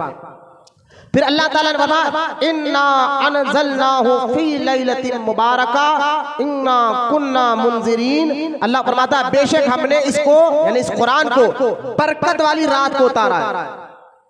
जिस रात को कुरान उतरा है, इस रात को बरकत वाली रात अल्लाह कुरान में कह रहा है। अब सवाल यह है कि वो कौन सी रात है जिसमें अल्लाह ताला ने कुरान को उतारा और उसका जिक्र कुरान में कर रहा है। तो यहाँ मुफस्सिरीन कहते हैं, यानी कुरान को तफसीर करने वाले कहते हैं जिस रात को कुरान को उतारा गया वो रात शब कदर की रात है। जैसा कि सूरह कदर में 30वें पारे में इन्ना अंज़लनाहु फी लैलतिल क़द्र वमा अदराका मा लैलतुल क़द्र, कहा कि बेशक ये कुरान जो शब कदर की रात में उतरा है। तो लिहाजा एक रिवायत में है कि कुरान को अल्लाह ताला ने शब कदर की रात को मुकम्मल किया, लेकिन ये सूरह दुकान की आयत में पढ़ रहा हो, इस आयत में अल्लाह ताला ने फरमाया कि कसम इस रोशन किताब की जिसमें हमने इस बरकत वाली रात को उतारा है। एक तफसीर में जैसा कि तफसीर जलालैन, इमाम जलालुद्दीन सयूती शाफई रहमतुल्लाहि ताला अलैह, इन्होंने फरमाया कि एक रिवायत के मुताबिक कुरान जो है लोहे महफूज से पहले आसमान पर एक बार उतरा है। पहले कुरान कहाँ था? लोहे महफूज पर। गौर से सुने बच्चे, लोहे महफूज किसको कहते हैं? अर्श के पास एक तख्ती लगी हुई है, उस तख्ती को लोहे महफूज कहा जाता है। सुने, अर्श के नीचे यानी सिदरतुल मुंतहा के ऊपर एक तख्ती है, तख्ती समझाने के लिए कह रहा हूं, वो उसको लोहे महफूज कहा जाता है। कुरान में उसका जिक्र मौजूद है, हदीस में उसका जिक्र मौजूद है, और वो तख्ती की लंबाई चौड़ाई बस समझाने के लिए कह रहा हूं, अगर उसकी लंबाई कितनी लंबी है कितनी चौड़ी है उसको मापना है तो 500 साल लगेंगे। यानी उस तख्ती की चौड़ाई ऐसी है, ये कोने से वो कोने जाना है। बोले ना सुभान अल्लाह। अल्लाह की ताकत और कुदरत को जहन में रखते हुए बोलिए सुभान अल्लाह। यकीनन मेरा रब ये कर सकता है ना? अल्लाह ने बनाया है ना भाई, तो उसकी ताकत के जलवे भी तो जहन में रखकर मोहब्बत से बोलिए सुभान अल्लाह। वो तख्ती की चौड़ाई ऐसी है कि ये कोने से ऊपर तक जाना है, तो हदीस में आता है कि 500 साल लगेंगे। और उस तख्ती में लिखा क्या है?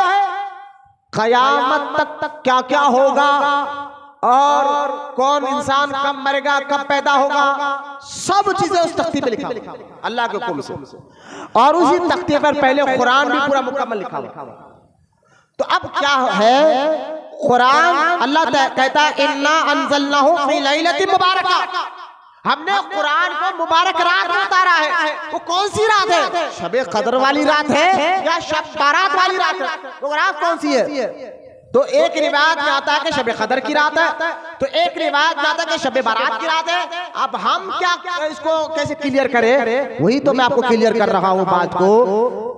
कुरान जो है लोहे महफूज से पहले आसमान पर एक जगह है बैतुल इज्जत। पहले आसमान पर एक जगह है, उसका नाम क्या है? बैतुल इज्जत। तो कुरान लोहे महफूज से बैतुल इज्जत पर, जिस रात में कुरान जो है लोहे महफूज से बैतुल इज्जत की जगह पर आया है, उस रात का नाम शबे बारात है। याद रखिए थोड़ा सा तफसीर। अल्लाह ताला के यहाँ रात अफजल है, इसलिए देखिए रात की बहुत सी फजीलत है। और इस्लाम में भी पहले रात है, बाद में दिन है। ये भी ज़हन में रखें, इस्लाम में पहले दिन है, पहले रात है, उसके बाद दिन है। तो लिहाजा जिस रात को लोहे महफूज से पहले आसमान पर कुरान पूरा उतरा है, वो रात शबे बारात थी। फिर बैतुल इज्जत पहले आसमान से थोड़ा थोड़ा जैसा अल्लाह का हुक्म था, जैसे जैसे हालात थे, थोड़ा कभी 1 आयत, कभी 2 आयत, कभी 5 आयत, कभी 10 आयत, थोड़ा थोड़ा कर हमारे नबी के सीने पर उतरा। और जब पूरा मुकम्मल कुरान उतरा, वो रात शब कदर की थी। जब पूरा कुरान मेरे और आपके नबी के सीने पर मुकम्मल हुआ, वो रात कौन सी थी? शब कदर की थी। तो अब ये बात देखिए, अल्लाह कहता है कि वो रात जिस रात को लोहे महफूज से बैतुल इज्जत तक कुरान उतारा है, अल्लाह कहता है ये मुबारक वाली रात है। वो शब बारात को कुरान में अल्लाह कहता है कि शब बारात मुबारक वाली रात है। अच्छा, इस रात में होता क्या है? इस रात में होता क्या है? अब ये बड़ी सुनने की लायक है। अल्लाह फरमाता है फीहा, हाँ ये आयत पाक जरा गौर से सुनिए आप, फीहा युफरिकु कुल्लु अम्रिन हकीम। ये आयत मुबारक सूरह दुकान के मैं पढ़ रहा हूँ कि अल्लाह क्या कहता है? हामीम, इसका माना अल्लाह जानता है, उसके बताने से हबीब जानते हैं। वल किताबिल मुबीन, के कसम है उस रोशन किताब की। इन्ना अंज़लनाहु फी लैलतिन मुबारका, इस रात की मुबारक रात को हमने उतारा। किसको? इस किताब को। और इस में होता क्या है? तो अल्लाह कहता है फीहा युफरिकु कुल्लु अम्रिन हकीम, अल्लाह इसमें बांट देता है हर हिकमत वाले काम। अल्लाह इस रात में क्या करता है? हर हिकमत वाले काम बांट देता है। अब ये आयत का माना ध्यान में रखें, यानी अल्लाह कहता है यही रात को मैं कुछ काम बांटता हूँ। मतलब क्या है इसका? कौन से काम अल्लाह बांटता है, किसको बांटता है, क्या बताना चाहता है अल्लाह ताला? पहले तो ये रात शबे बारात की रात है जिसमें अल्लाह कुछ काम बांट देता है। किसको बांटता है? देखिए शबे बारात, मैंने अभी शुरुआत में बयान में कहा, कोई बच्चे ने अभी आए थे इसलिए फिर से बात दोहरा देता हूँ। मैंने अभी कहा इस्लामी महीनों में पहला महीना मुहर्रम का है और आखिरी महीना हज का महीना है इस्लामी महीनों में जमीन पर। लेकिन अर्श पर आसमान के फरिश्तों के पास, आसमान में जो फरिश्ते रहते हैं उनके लिए पहला महीना रमजान का और आखिरी महीना शबे बारात। तो अर्शी महीना शाबान अर्शी महीना है, अर्शी महीनों में आखिरी महीना और रमजान पहला महीना है। जमीन फर्श में पहला महीना मुहर्रम है और आखिरी हज का महीना। तो ये अर्श वालों के लिए, आसमान में रहने वाले फरिश्तों के लिए ये महीना आखिरी महीना है। तो होता क्या है, तो कुरान में अल्लाह कहता है कि हम इस रात में हिकमत वाले काम बांट देते हैं। यानी अब देखें हदीस में मेरे आका सल्लल्लाहु अलैहि वसल्लम ने फरमाया, आयशा शबे बारात की वो रात ऐसी रात है, इस रात में अल्लाह ताला फरिश्तों को अगले साल तक, एक तो ये कि शाबान से ये शाबान तक की फैल अल्लाह की बारगाह में पहुंचाई जाती है। पहले तो ये याद रखें, अगले शाबान से ये शाबान तक क्या हमारे अमाल अल्लाह की बारगाह में पेश किए जाते हैं, हर अमल। और जब अल्लाह की बारगाह में पेश किया, इसलिए सरकार ने फरमाया जब ये फैल बंद होने का महीना, यानी शबे बारात आएगी तो आपके लिए अगले शाबान से कि ये शाबान की एक फैल बंद हो जाएंगी और ये फैल अल्लाह की बारगाह में पहुंचेगी। और सरकार फरमाते हैं कि जब मेरे अमाल अल्लाह की बारगाह में पहुंचाए जाए तो मैं रोजे की हालत में रहूं। इसलिए शबे बारात के दिन रोजा रखते हैं ताकि उस रात में आपकी फैल बंद हो रही है। ये हदीस है, सही हदीसों से साबित है। इस रात में आपके साल भर की फैल बंद हो रही है और ये सही हदीसों से साबित है। तो सरकार फरमाते हैं रोजा रखो ताकि तुम्हारे अमाल भी अल्लाह की बारगाह में पहुंचाया जाए तो तुम रोजे की हालत में रहो। इसलिए एक वजह है शबे बारात को रोजा रखने की। 15 और 14 का आप 14 और 15 का रोजा जरूर रखें ताकि आपके अमाल की अल्लाह की बारगाह में आपकी फैल पहुंचे तो आप रोजे की हालत में रहे। तो एक तो ये है और दूसरा ये है कि ये शाबान से अगले शाबान तक, अगला महीना जो है फरिश्तों के लिए आखिरी महीना रहेगा ना शाबान का, अगले साल शाबान तक, ये साल भर में हुजूर फरमाते कौन कब तक जिएगा, किसको औलाद होगी या नहीं होगी, अल्लाह रिज़्क़ देगा तो कितना देगा, ये सारी बातें, सारी डिटेल अल्लाह ताला फरिश्तों में बांट देता है।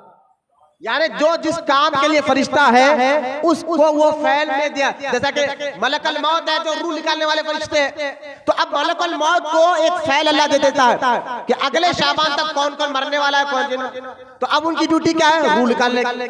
इसलिए मेरे आका फरमाते हैं कि यहाँ शाबान में जब दूसरी फैल फरिश्तों को दी जाती है और अगले साल तक क्या क्या होगा अल्लाह बता देता है।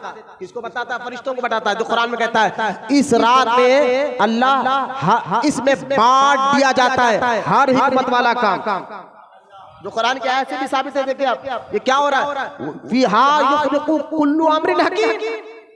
अल्लाह इस रात में फरिश्तों में काम, हिकमत वाले काम बांट देता है तो अगले साल शाबान तक आप, इसलिए मेरे आका फरमाते हैं कोई हज के इरादे में रहता लेकिन पता नहीं उसकी फैल जब अल्लाह की तरफ से फैल आती है फरिश्तों के बाद उसकी मौत दिखी जाती है। वो शादी की तैयारी कर उसकी मौत दिखी जाती है, वो हज की तैयारी करते रहता है उसकी मौत दिखी जाती है। अगले साल तक कौन मरेगा, किसको औलाद होगी, कौन कैसी हालत में रहेगा, ये सारे के सारे काम अल्लाह किसको बताता है, फरिश्तों को बता देता है। जिनकी जो, जैसा कि जो पानी बरसाने वाला फरिश्ता आता है उनको हुक्म दिया जाता है ये साल भर कब कब कैसे कैसे पानी बरसाना, और जो मौत रूह निकालने वाले फरिश्ते हैं मलकल मौत बता दिया जाता है अगले साल शाबान तक किसकी रूह कब निकालना। और फिर जो है रिस्क देने वाले अल्लाह की तरफ से जो फरिश्ते हैं उनको बता दिया जाता है कि किसके पास कितना रिस्क दिया जाता है। लिहाजा ये सारे काम अल्लाह फरिश्तों में बांट देता है। अब मैं आपको यहाँ एक जुमला बताना चाहता हूँ, आपके दिमाग यहाँ हाजिर मस्जिद में रखे, आना कौन आ रहा जा रहा उठ रहा बढ़ रही, लेकिन मैं आपको चेहरे देख रहा हूँ, मेरी एक बात को आप समझिए। मुझे एक बात मैं आपको समझाना चाहता हूँ, क्योंकि हैदराबाद में हमारी बात है कि अक्लमंद को इशारा काफी है। मैं समझना चाहता, आप इशारे में मेरी बात को समझेंगे। मुझे बताइए अगले साल तक, गौर से सुने बच्चे, अगले साल तक कौन मरेगा, कौन जिएगा, कौन के रिस्क कितना रहेगा, औलाद होगी या नहीं होगी, ये सारे काम अल्लाह फरिश्तों में बांट देता है। अब मुझे बताइए ये सारे काम गैब की खबर है या नहीं? अभी कल क्या होगा इसी को तो गैब की खबर बोलते हैं। अब कल परसों क्या होगा ये गैब की खबर है। लिहाजा गैब का इल्म क्या है? वो इल्म, गैब का इल्म उलूम खमसा से अलग है भाई। गैब का इल्म, बच्चे गौर से सुने, इल्म गैब किसको कहते हैं? उलूम खमसा से अलग है। मतलब क्या है? खमसा कहते हैं अरबी में 5 चीजों को, ठीक है, खमसा। अब वो 5 चीजें ऐसे हैं जो आप किसी चीज का इल्म आपको होना है तो 5 चीजों के जरिए हो सकता है। कुछ चीजों का इल्म आपको होना है, वो 5 चीजें ऐसे जिस्म में आपके अंदर है, वो 5 चीजों के जरिए किसी चीज का आपको इल्म होता है। पहले इल्म नहीं था, लेकिन मिसाल के तौर पर ये हाथ, आंख, कान, जुबान, ये ऐसी चीज है कि जिनके जरिए से आपको चीजों का पता चलता है। कैसा? आप दूर से एक चीज देख रहे हैं लेकिन पता नहीं वो चीज नरम है या सख्त, इसका इल्म नहीं है, लेकिन पता कैसे चलेगा? हाथ लगाने से, उसका इल्म हो गया। इसी तरह किसी चीज को आपको देखा नहीं, सुना, लेकिन पता कब चलेगा कि खूबसूरत है या बदसूरत? देखने के बाद।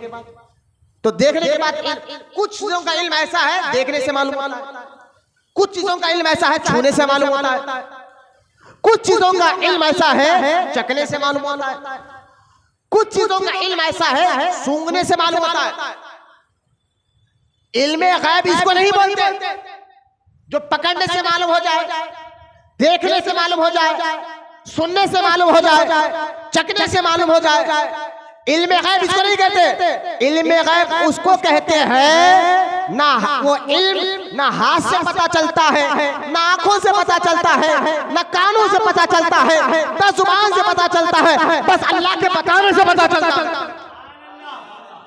पहले इल्म गैब कहते किसको? ये बच्चों को समझा रहा हूं मैं आपको। गैब का इल्म कहते किसको है ये आपको मैं समझा रहा हूं। अब समझ गए कि गैब का इल्म क्या है? वो इल्म कोई आला नहीं है उसको समझने का सिवाय अल्लाह के फजल से, कोई जरिया नहीं है उसको समझने का सिवाय अल्लाह के बताने से। लिहाजा अब देखे हम सुन्नियों का अकीदा यह है कि अल्लाह के बताने से कयामत तक और कयामत के बाद क्या होगा हमारे और आपके नबी सब जानते हैं, सब जानते हैं। अब वहाबियों का अकीदा यह है, मैं कोई गाली नहीं दे रहा हूँ, कोई झगड़े की बात नहीं कर रहा हूँ, मैं आपको एक प्रोफेशनल बात बता रहा हूँ। वो लोग का अकीदा है भाई, उनकी किताबों में लिखा हुआ, तो मैं आपको सिर्फ बता रहा हूँ। सुन्नी वहाबी का झगड़ा फातिहा दुरूद का नहीं, असल झगड़ा नहीं, मतलब झगड़े से बड़ा हक बात। सरकार ने फरमाया मेरी उम्मत में 73 फिरके होंगे, एक फिरका जन्नती, 72 दोज़खी होगी। तो कुछ लोग कहते हैं फिरके की बात मत करो, मेरे आका ने खुद फरमाया फिरके हो गए और उसमें एक जन्नती होगा और दूसरे 72 जो है जहन्नमी हो गए। वो एक जन्नती की पहचान क्या है? तो मेरे आका ने फरमाया वो मेरी सुन्नत और मेरे सहाबा की सुन्नत पे अमल करने वाले लोग, उसी को अहले सुन्नत व जमात कहा जाता है। तो सुन्नी वहाबी का झगड़ा, आज वहाबियों के पास हमारे मुसलमान भाई क्या करते हैं? बच्चों को दिलाते, बहनों की शादी कर रहे हैं, बेटियों की शादी कर रहे हैं, उनको अरे भाई वो देवबंदी है, वो वहाबी है, वो तबलीगी है। अरे छोड़ो ये मौलवियों के झगड़े हैं। अरे जनाब ये मौलवियों के झगड़े का है। हमारा अकीदा क्या है सुन्नियों का कि अल्लाह के बताने से अभी हर चीज को जानते हैं और ये अकीदा कुरान से साबित है। ये मौजू नहीं है, मैंने कहा ना, अगर आप शबे बारात में आएंगे तो उरूफे मुक़त्तआत यानी उरूफे मुतशाबिहात अलिफ लाम मीम का माना बताते इस राज को खोलूंगा इंशाअल्लाह, जब मैं आपको बताऊंगा। एक अलग मौजू है, लेकिन मैं आपको बताना ये चाहता हूँ कि वहाबी कहते हैं कि हुजूर को दीवार के पीछे का इल्म नहीं। अब मुझे आप बताइए उनका अकीदा सही है या हमारा अकीदा सही है? हमारा अकीदा सही है, हकीकत बात है हमारा अकीदा सही है। क्यों? क्योंकि हम खुद कह रहे हैं जब कुरान में अल्लाह कहता है साल भर तक क्या होगा अल्लाह ये फरिश्तों को बता देता है। अब समझे बात, साल भर तक क्या होगा, शबे बारात को अल्लाह फरिश्तों को बताते हैं कि अगले शबे बारात तक कौन जिएगा, कौन मरेगा, कौन क्या होगा, किसको औलाद होगी, किसकी शादी होगी, किसको, सब कुछ अल्लाह बता देता है। तो मैं कहता हूँ वो फरिश्ते मेरे और आपके नबी के गुलाम है। जब गुलामों का इल्म ऐसा है तो आका का आलम क्या होगा। जब गुलामों का इल्म ऐसा है, उनको अल्लाह इल्म दे दे, हुजूर के गुलामों को अल्लाह गैब की बातें बता दे, हुजूर के गुलामों को अल्लाह गैब का इल्म अता कर दे, तो हुजूर को नहीं देगा। जिसके खातिर ये कायनात बनी उनको कुछ नहीं बताएगा, जिसके खातिर अल्लाह ने कायनात को सजाया उनको नहीं बताएगा। जिनको कुरान में अल्लाह कहता है वद्दुआ हबीब तेरे चेहरे की कसम, जिनके बारे में कुरान कहता है वल्लैल हबीब तेरे जुल्फों की कसम, जिनके बारे में कुरान कहता है वल अस्री इन्नल इंसाना लफी खुस्र हबीब तेरे जमाने की कसम, जिनके बारे में कुरान कहता है ला उक़सिमु बिहाज़ल बलद हबीब शहर मक्का की कसम। अच्छा, मक्का की कसम क्यों अल्लाह ने याद फरमाई कुरान में, ला उक़सिमु बिहाज़ल बलद हबीब शहर मक्का की कसम। आप सोचेंगे अल्लाह ने कुरान में मक्के की कसम क्यों खाई, याद फरमाई क्यों कि मक्के में काबतुल्लाह है इसलिए, मक्के में सफा और मरवा का पहाड़ है इसलिए, मक्के में मुकाम इब्राहिम है इसलिए, मक्के में जमजम का कुआं है इसलिए, मक्के में मीना का मैदान, अरफात का मैदान, मुज़दलिफा का मैदान है, क्योंकि ऐसे मुबारक मुबारक चीजें मक्का में है। इसलिए अल्लाह कुरान में कहता है ला उक़सिमु बिहाज़ल बलद हबीब शहर मक्का की कसम। नहीं नहीं नहीं, आप ये आगे आयत पढ़िए, अल्लाह फरमाता है व अंता हिल्लुम बिहाज़ल बलद हबीब शहर मक्का की कसम। हम इसलिए नहीं याद कर रहे कि यहाँ काबा है, कि यहाँ सफा मरवा है, यहाँ मुकाम इब्राहिम है, यहाँ जमजम का कुआं है, यहाँ अरफात का मैदान है, यहाँ मुज़दलिफा का मैदान है, यहाँ मीना का मैदान है। ना ना ना, हबीब शहर मक्का की कसम हम इसलिए याद कर रहे हैं वो अंता हिल्लुम बिहाज़ल बलद, यहाँ आप पैदा हुए हैं। मैं कहता हूँ वहाबियों, कभी ये आयत पढ़कर भी बच्चों को हुजूर की अज़मत बताओ। ये भी तो कुरान की आयत है ना। कुरान में सिर्फ नमाज की आयतें क्यों नजर आ रही है आपको? नमाज है, रोजा है, हज है, हलाल हराम की चीजें है, बताओ, साथ में अज़मत मुस्तफा भी बताओ। लिहाजा ये आयत क्या है? अल्लाह कहता है शब बारात में हम काम बांट देते फरिश्तों में। यहाँ जब फरिश्तों में अल्लाह काम बांट देता है, जब उनको गैब की खबर होती है कि अगले साल कौन जिएगा कौन मरेगा, तो मेरे नबी, मैंने कहा ना इस पर बहुत बड़ा एक मौजू तैयार हो सकता है इंशाअल्लाह। अल्लाह जिंदगी रखा तो शब बारात में इस मौजू को हम खोल कर बयान करेंगे। अब आज इसलिए देखिए, एक हदीस पाक में आता है, ये तिरमिज़ी शरीफ में हदीस है और इब्ने माजा में भी हदीस पाक है। वो हदीस पाक में आता है मेरे आका सल्लल्लाहु ताला अलैहि व आलिहि व सहबी वसल्लम जो है रात के वक्त जो है सरकार अलैहिस्सलाम अपने घर से निकले और जन्नतुल बकी की तरफ चले। सैयदा आयशा सिद्दीक़ा रज़ियल्लाहु ताला अन्हा फरमाती है कि वो रात, जिस रात में मेरे आका घर से निकलकर जन्नतुल बकी कब्रिस्तान की तरफ गए, उस रात को मेरी बारी थी, यानी मेरे कमरे में रहने की बारी थी मेरे आका की। देखिए बच्चे जरा गौर से सुने, हुजूर सल्लल्लाहु ताला अलैहि वसल्लम ने 11 शादियां की। आज अग़यार, दीन के दुश्मन, इस्लाम के दुश्मन माज़अल्लाह हमारे आका सल्लल्लाहु ताला अलैहि व आलिहि व सहबिही वसल्लम के ऊपर ये इल्ज़ाम लगाते हैं कि माज़अल्लाह के आप के अंदर शहवत माज़अल्लाह ज़्यादा थी और ख्वाहिशात ज़्यादा थी, इसलिए इतनी 11 शादियाँ की हैं। मेरे आका अलैहिस्सलाम ने जो 11 शादियाँ की है, इसकी वजह क्या है? वजह जानते तो हैरान हो गए।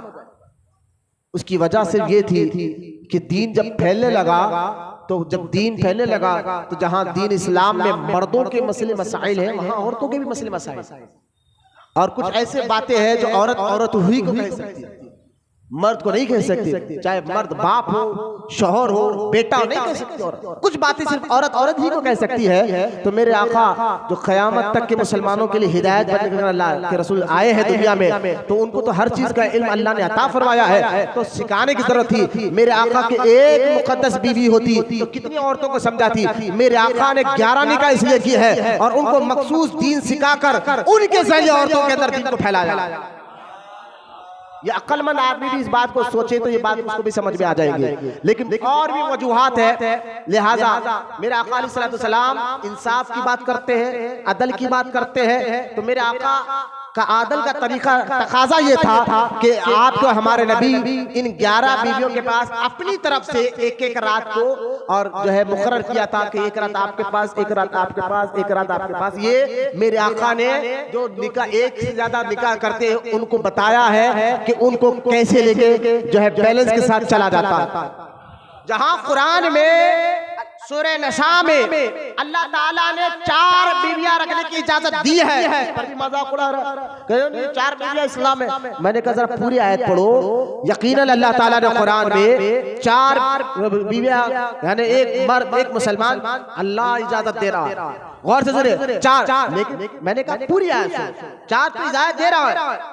ये बात सही है कि मर्द को दूसरा निकाह करने के लिए ना माँ की इजाजत की जरूरत है ना पहली बीवी की इजाजत की जरूरत है, बात सही है। लेकिन कुरान मुकम्मल पढ़ो, पूरा समझो, बात तुम्हें समझ में आ जाएगी। 4 की इजाजत है, लेकिन साथ में अल्लाह ने क्या कहा, 4 निकाह उस वक्त करो अगर तुम इनके अंदर अदल कर सकते हो तो, इनके अंदर इंसाफ कर सकते हो तो, अदल कर सकते हो, इंसाफ कर सकते हो। और अदल किसको कहते हैं, इंसाफ किसको कहते हैं भाई? अदल इंसाफ का तकाजा ये है कि जो घर पहली बीवी को दिया उसी किस्म का घर दूसरी बीवी को भी देना।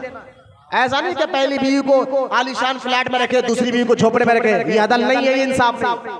जो कपड़ा पहली बीवी को पहना रहे हैं वही तकाजे का, वही क्वालिटी का कपड़ा दूसरी बीवी को भी पहना। जो खिला पहली बीवी को खिला रहे हैं वही खाना दूसरी, ये है अदल इंसाफ। इस पर आप बहुत लंबी बात हो सकती है, तो लिहाजा कुरान ये कहता है ऐसा अदल तुम कर सकते हो तो करो। 4 बीवी करने की इजाजत है। अरे भाई पूरा कानून पढ़ो, इस्लाम का पूरे कानून को रिसर्च करो, पढ़ो, समझो, तो तुम्हारी बात समझ में आ जाएगी। फरमाया अल्लाह ने फरमाया अगर तुम ऐसा नहीं कर सकते, आगे कुरान में अल्लाह सूरह निसा में कहता है अगर ऐसा नहीं हो सकता, अदल इंसाफ तुम्हारे से हो नहीं सकता, तो अल्लाह ने फरमाया वाहिद तुम्हारे लिए एक ही काफी है। तो 4 की इजाजत पूरे कानून के साथ है। तो खैर मेरे नबी पाक अलैहिस्सलाम के 11 मुकद्दस बीवियां और सरकार ने अदल करते हर एक के पास एक एक रात बारीक एक एक रात मुकर्रर की थी। तो उम्मुल मोमिनीन सैयदा आयशा सिद्दीक़ा कहती है वो रात मेरी थी जिस रात मेरा आका मेरे घर में मेरे पास गुजारने की रात थी। मैंने रात में अचानक उठ के देखा तो हुजूर बिस्तर पे नजर नहीं आया, हुजूर बिस्तर पर नजर नहीं आया। तो मैं सोची कि सरकार आज तो मेरे घर में रुकने की बारी थी, क्या सरकार किसी और मुकद्दस भी, और उस घर दौर में सरकार के पास पास में पूरे घर थे रूम।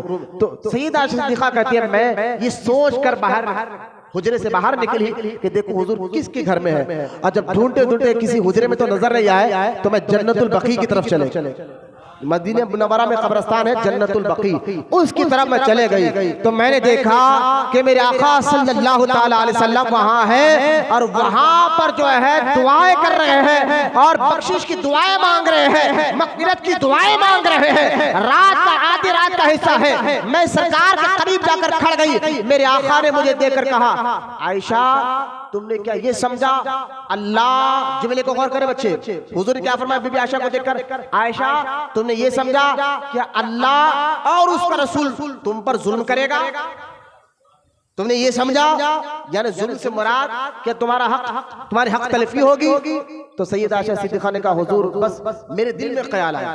देखो खुद ब खुद कुछ ख्याल आते हैं, फितरती है, लेकिन एक जुमले पे गौर करें बच्चे, गौर से सुने। घर से निकलकर हुजूर गए, कमरे से निकलकर हुजूर गए, जन्नतुल बकी को गए, दुआएं कर रहे हैं। और दुआ करते करते जब आयशा सिद्दीक़ा आए तो सरकार क्या कह रहे हैं कि अल्लाह और उसका रसूल क्या तुम पर जुल्म करेगा? अरे सरकार नहीं समझे आप, हुजूर गए हैं लेकिन सरकार कह रहे अल्लाह, यानी पता क्या चल रहा है, हुजूर जो भी काम करते हैं अपनी मर्जी से नहीं रब की मर्जी से करते हैं।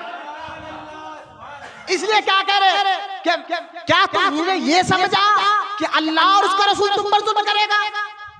अरे भाई सरकार ये काम कर रहे हैं तो पता, हाँ हुजूर के इताअत अल्लाह की इताअत है, हुजूर के हुक्म पे अमल करना अल्लाह के हुक्म पे अमल करना है। लिहाजा सैयदा आयशा सिद्दीक़ा रज़ी अल्लाह तआला अन्हा को सरकार ने फरमाया आयशा ये जो रात है इसको शब बारात कहा जाता है। शब बारात समझते हैं आप? शब बारात किसको कहते हैं? बारात का माना है आजादी, छुटकारा, किसी चीज से आपको छुटकारा मिल जाए, आजादी से छुटकारा, आजादी मिल जाए, उसको कहते हैं रबीउल बरात। ये शब बारात है, यानी वो रात है, इस रात में अल्लाह ताला, मेरे हुजूर फरमा रहे, इस रात में अल्लाह ताला मेरी उम्मत के बनु कलब और बनु उज़ैर, जो बनु कलब बनु उज़ैर है, उनके पास जितने बकरे हैं उन बकरों के बालों के बराबर अल्लाह इस रात में मेरी उम्मत की बख्शिश फरमाता है। गौर से सुने बच्चे, क्या कहा सरकार ने? बनु कलब, एक कबीला था मक्का में, उस कबीले को बनु कलब कहा जाता था। सबसे ज्यादा उनके पास बकरे थे। रिवायत में आता है बनु कलब के पास उस दौर में, हुजूर के दौर मुबारक में 40,000 बकरे। कितने हजार? 40,000 बकरे थे। अब मुझे बताइए सरकार ने क्या फरमाया? बनु कलब के बकरों के बराबर नहीं, उनकी तादाद के बराबर मेरी उम्मत की अल्लाह बख्शिश फरमाता है इस रात से नहीं, बल्कि अल्लाह के रसूल अलैहिस्सलाम फरमाते हैं आयशा बनु कलब के बकरों के बालों के बराबर, बालों के बराबर मेरी उम्मत की अल्लाह इस रात बख्शिश फरमाता है। मुझे एक बात बताइए, एक बकरे के कान के कितने बाल है आप गिनकर बताइए? पूरा जिस्म नहीं, एक कान के बाल गिन नहीं सकते, तो पूरे जिस्म में कितने बाल हो गए? तो इस हदीस से एक बात ये पता चला कि अहले सुन्नत व जमात ही जमात है। क्यों? क्योंकि पूरी दुनिया में जितने फिरके बने हैं सबसे बड़ी जमात का नाम है अहले सुन्नत जमात। और मेरे आका ने फरमाया अल्लाह मेरी उम्मत को कभी गुमराही पर जमा नहीं करेगा। हर कोई गुमराह नहीं होता, सरकार मेरी उम्मत को गुमराही पर जमा नहीं करेगा। तो सबसे बड़ी जमात अहले सुन्नत व जमात है। और शब बारात ये मुबारक रात है, इसको बख्शिश वाली, मग़फ़िरत वाली रात। मेरे आका ने फरमाया जब मैंने देखा इस रात को अल्लाह ताला जो है तजल्ली खास कर बख्शिश करता है, मग़फ़िरत करता है, तो मैंने चाहा कि आओ कब्रिस्तान चलो, यहाँ के मरहूमीन को भी उनको दुआ में शामिल कर लो और बख्शिश और मग़फ़िरत इनकी भी हो जाए। इसलिए कब्रिस्तान जाकर सरकार मरहूमीन के लिए भी दुआ फरमा रहे हैं और क़यामत तक क्या आने वाले मुसलमानों को ये सबक दे रहे हैं कि शब बारात को तो जहां तुम्हारी खास बख्शिश और मग़फ़िरत की रात है, वहां पर तुम अपने मरहूमों को भी याद रखो, अपने मरहूमों को भी याद रखो। देखिए हदीस पाक में आता है शब बारात को अल्लाह ताला पहले आसमान पर खास तजल्ली डालता है। क्या डालता है? खास तजल्ली, खास तजल्ली डालता है। और तजल्ली खास क्या है? देखिए अल्लाह नीचे ऊपर दाएं बाएं से पाक है, अल्लाह नीचे से आने ऊपर जाने दाएं से पाक है। तो तजल्ली खास यानी शब बारात रात है, इस रात को अल्लाह ताला खास तजल्ली यानी उसकी रहमत बड़ी करीब आ जाती है और अल्लाह के हुक्म से एक निदा करने वाला ये निदा करता है कोई बख्शिश मांगने वाला तो आज उसकी बख्शिश कर दी जाए, है कोई मग़फ़िरत मांगने वाला तो आज उसकी मग़फ़िरत कर दी जाए, है कोई जो है औलाद मांगने वाला तो उसको औलाद दिया जाए, है कोई रिस्क मांगने वाला तो इसको रिस्क अता किया जाए, है कोई बीमार जो चाहता है कि उसको बरसों से बीमार है शिफा मिल जाए तो आज दुआ करो उसको शिफा मिल जाएगी, है कोई। तो ये निदा जो है सरकार अलैहिस्सलाम फरमाते हैं शब बारात को जैसे ही सूरज डूब जाता है 15वीं शब को, ये निदा अल्लाह के हुक्म से मगरिब से लेकर उस सुबह फजर तक अल्लाह के हुक्म से निदा दी जाती है और ऐलान किया जाता है। अच्छा एक सवाल है, जवाब और एक सुन लीजिए। अल्लाह की रहमत की बात आ गई, हदीसों में है, बुखारी शरीफ में है, इन बातों को बच्चे जहन में अच्छा बिठा लीजिए आप। हर जिंदगी में रोजाना रात का एक पहर ऐसा है, गौर से सुनिए, रात का एक पहर ऐसा है, गौर से सुनिए, उस रात के उस पहर उस वक्त में रोजाना वो तजल्ली खास पहले आसमान पर अल्लाह की पड़ती है, यानी अल्लाह की रहमत करीब आती है। देखिए मैं अल्लाह की जात की बात नहीं कर रहा हूं, वो आने जाने से पाक है, उसकी यूं समझिए उसकी तवज्जो खास तौर पर खास तवज्जो जिस पर वो तवज्जो डाले और कहे कि मांगो जो मांगना। ये वक्त जो है रोजाना एक टाइम है रात में, वो ऐलान रोज होता है। वो टाइम क्या है? वो तहज्जुद का वक्त है। गौर से सुने बच्चे, कौन सा वक्त है वो? तहज्जुद का वक्त है। तहज्जुद का एक ऐसा वक्त है सैयदा आयशा, अच्छा तहज्जुद का वक्त क्या है? अफजल वक्त क्या है? बिल्कुल आधी रात के बाद का अफजल वक्त है। यू नो तहज्जुद का वक्त क्या है? आप इशा पढ़कर आकर सो गए, उठे बाद आप तहज्जुद पढ़ सकते हैं क्योंकि सोना शर्त है, थोड़ी देर सो गए। लेकिन अफजल वक्त क्या है? सरकार अलैहिस्सलाम इशा पढ़कर आकर सो जाते, फिर आधी रात के बाद उठते, तहज्जुद पढ़ते, फिर सो जाते और फजर से पहले उठ जाते। ये असल वक्त तहज्जुद का आधी रात का वक्त है। तो आधी रात का जो वक्त होता है रोजाना अल्लाह ताला की खास तवज्जो पहले आसमान पर होती है, उसकी रहमत करीब होती है और जो बंदे दुआएं करते हैं फौरन अल्लाह दुआ कबूल फरमा लेता है। लेकिन सवाल ये उठता है, आज हमारा हाल क्या है? हम तो उस वक्त में तो बिस्तर पे रहते हैं, आराम कर रहे होते हैं, सो रहे होते हैं, सो रहे होते हैं उस वक्त। आज तो जगने के बाद जगना भी है तो फिर हम फोनों में या फिर जो है चबूतरों पर बैठकर, होटलों में बैठकर वक्त गुजारने वाले, हमारी मिजाज ऐसी बनती जा रही है। या तो चबूतरों में वक्त गुजारे, या तो वक्त को पाए तो उसकी अहमियत को ना समझे, या तो फिर हम बिस्तर में। ज्यादातर मुसलमान उस वक्त पे सोते रहता है जिस वक्त अल्लाह की रहमत खास तौर पर तवज्जो दिलाती है। तो ये रोजाना अल्लाह ताला की रहमत खास तौर पर तवज्जो दिलाती है कि मांगो क्या मांगते हो, बोलो क्या बोलते हो, बोलो मांगो। लेकिन हम सो रहे हैं। लेकिन ये वक्त को फायदा उठाते अल्लाह वाले। हाँ है, बोलो सुभान अल्लाह। ये औलिया इकराम उसका फायदा उठाते हैं।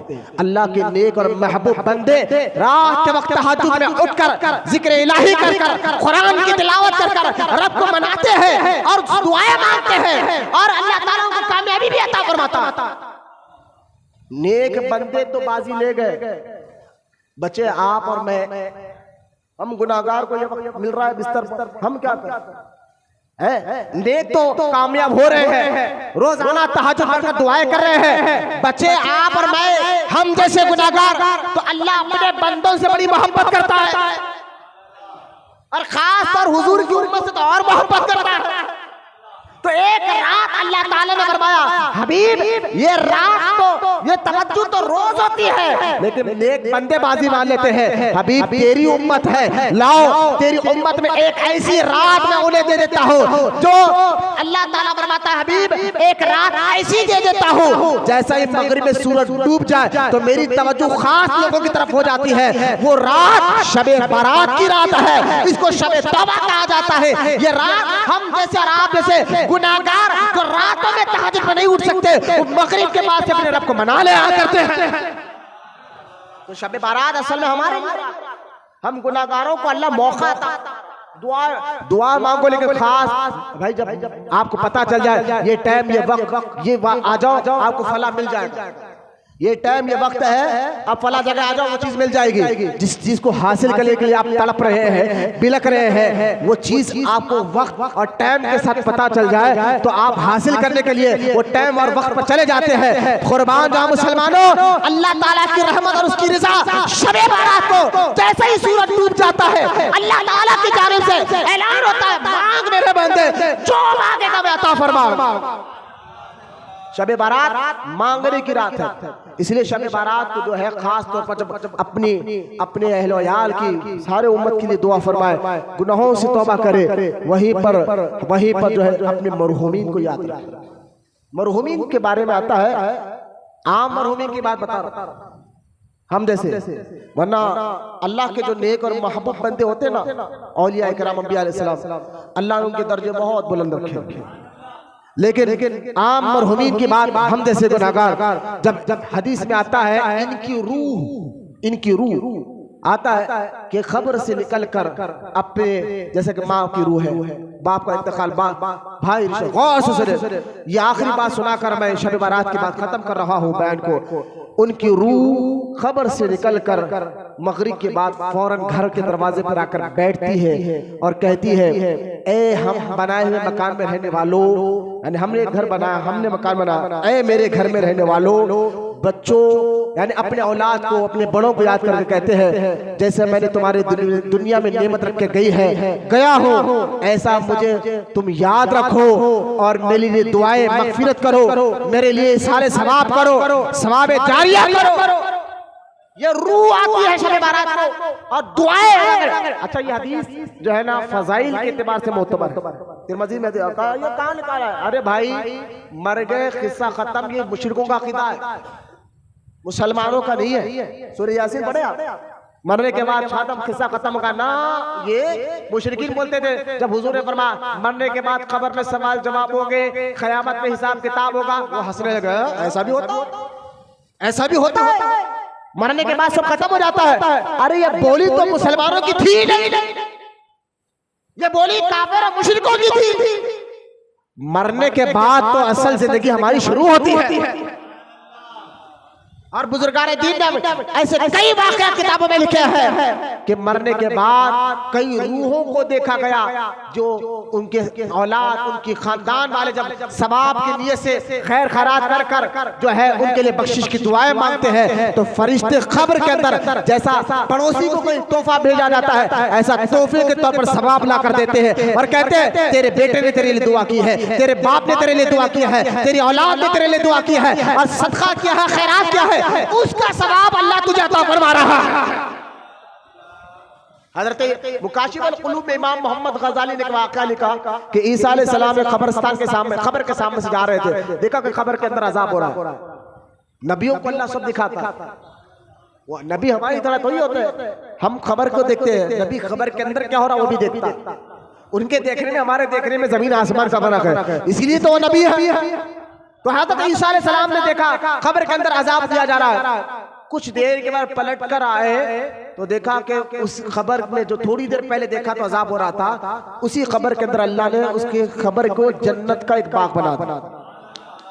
अब नबी है, नबी ईसा अलैहिस्सलाम ने कहा या अल्लाह राज क्या है? अभी तो गुजरा तो अज़ाब हो रहा था, वापस थोड़ी देर में आया तो इसका खबर का गड़ा जन्नत के बागों में से एक बाग बन गया और इसके खबर से अज़ाब उठा लिया गया। अल्लाह ने फरमाया जिब्राइल को भेजकर, ऐ ईसा ये जब मरा था ना इसका बेटा छोटा था, अब जब ये बच्चा बड़ा हुआ मदरसे में गया और जब इसके बच्चे ने कुरान में बिस्मिल्लाहिर्रहमानिर्रहीम पढ़ा ना तो मैं हया, अल्लाह कहता है मुझे हया आई कि जिसका बेटा मुझे रहमान और रहीम कहकर पुकारे, मैं उसके बाप को अज़ाब कैसे दूं? नेक औलाद की वजह से मरहूमी को सवाब मिलता। अच्छा एक और सुनिए आप, सिर्फ शबे बारात को रूह घर पर नहीं आती, हर जुमेरात और पीर को भी रूह घर पर आती।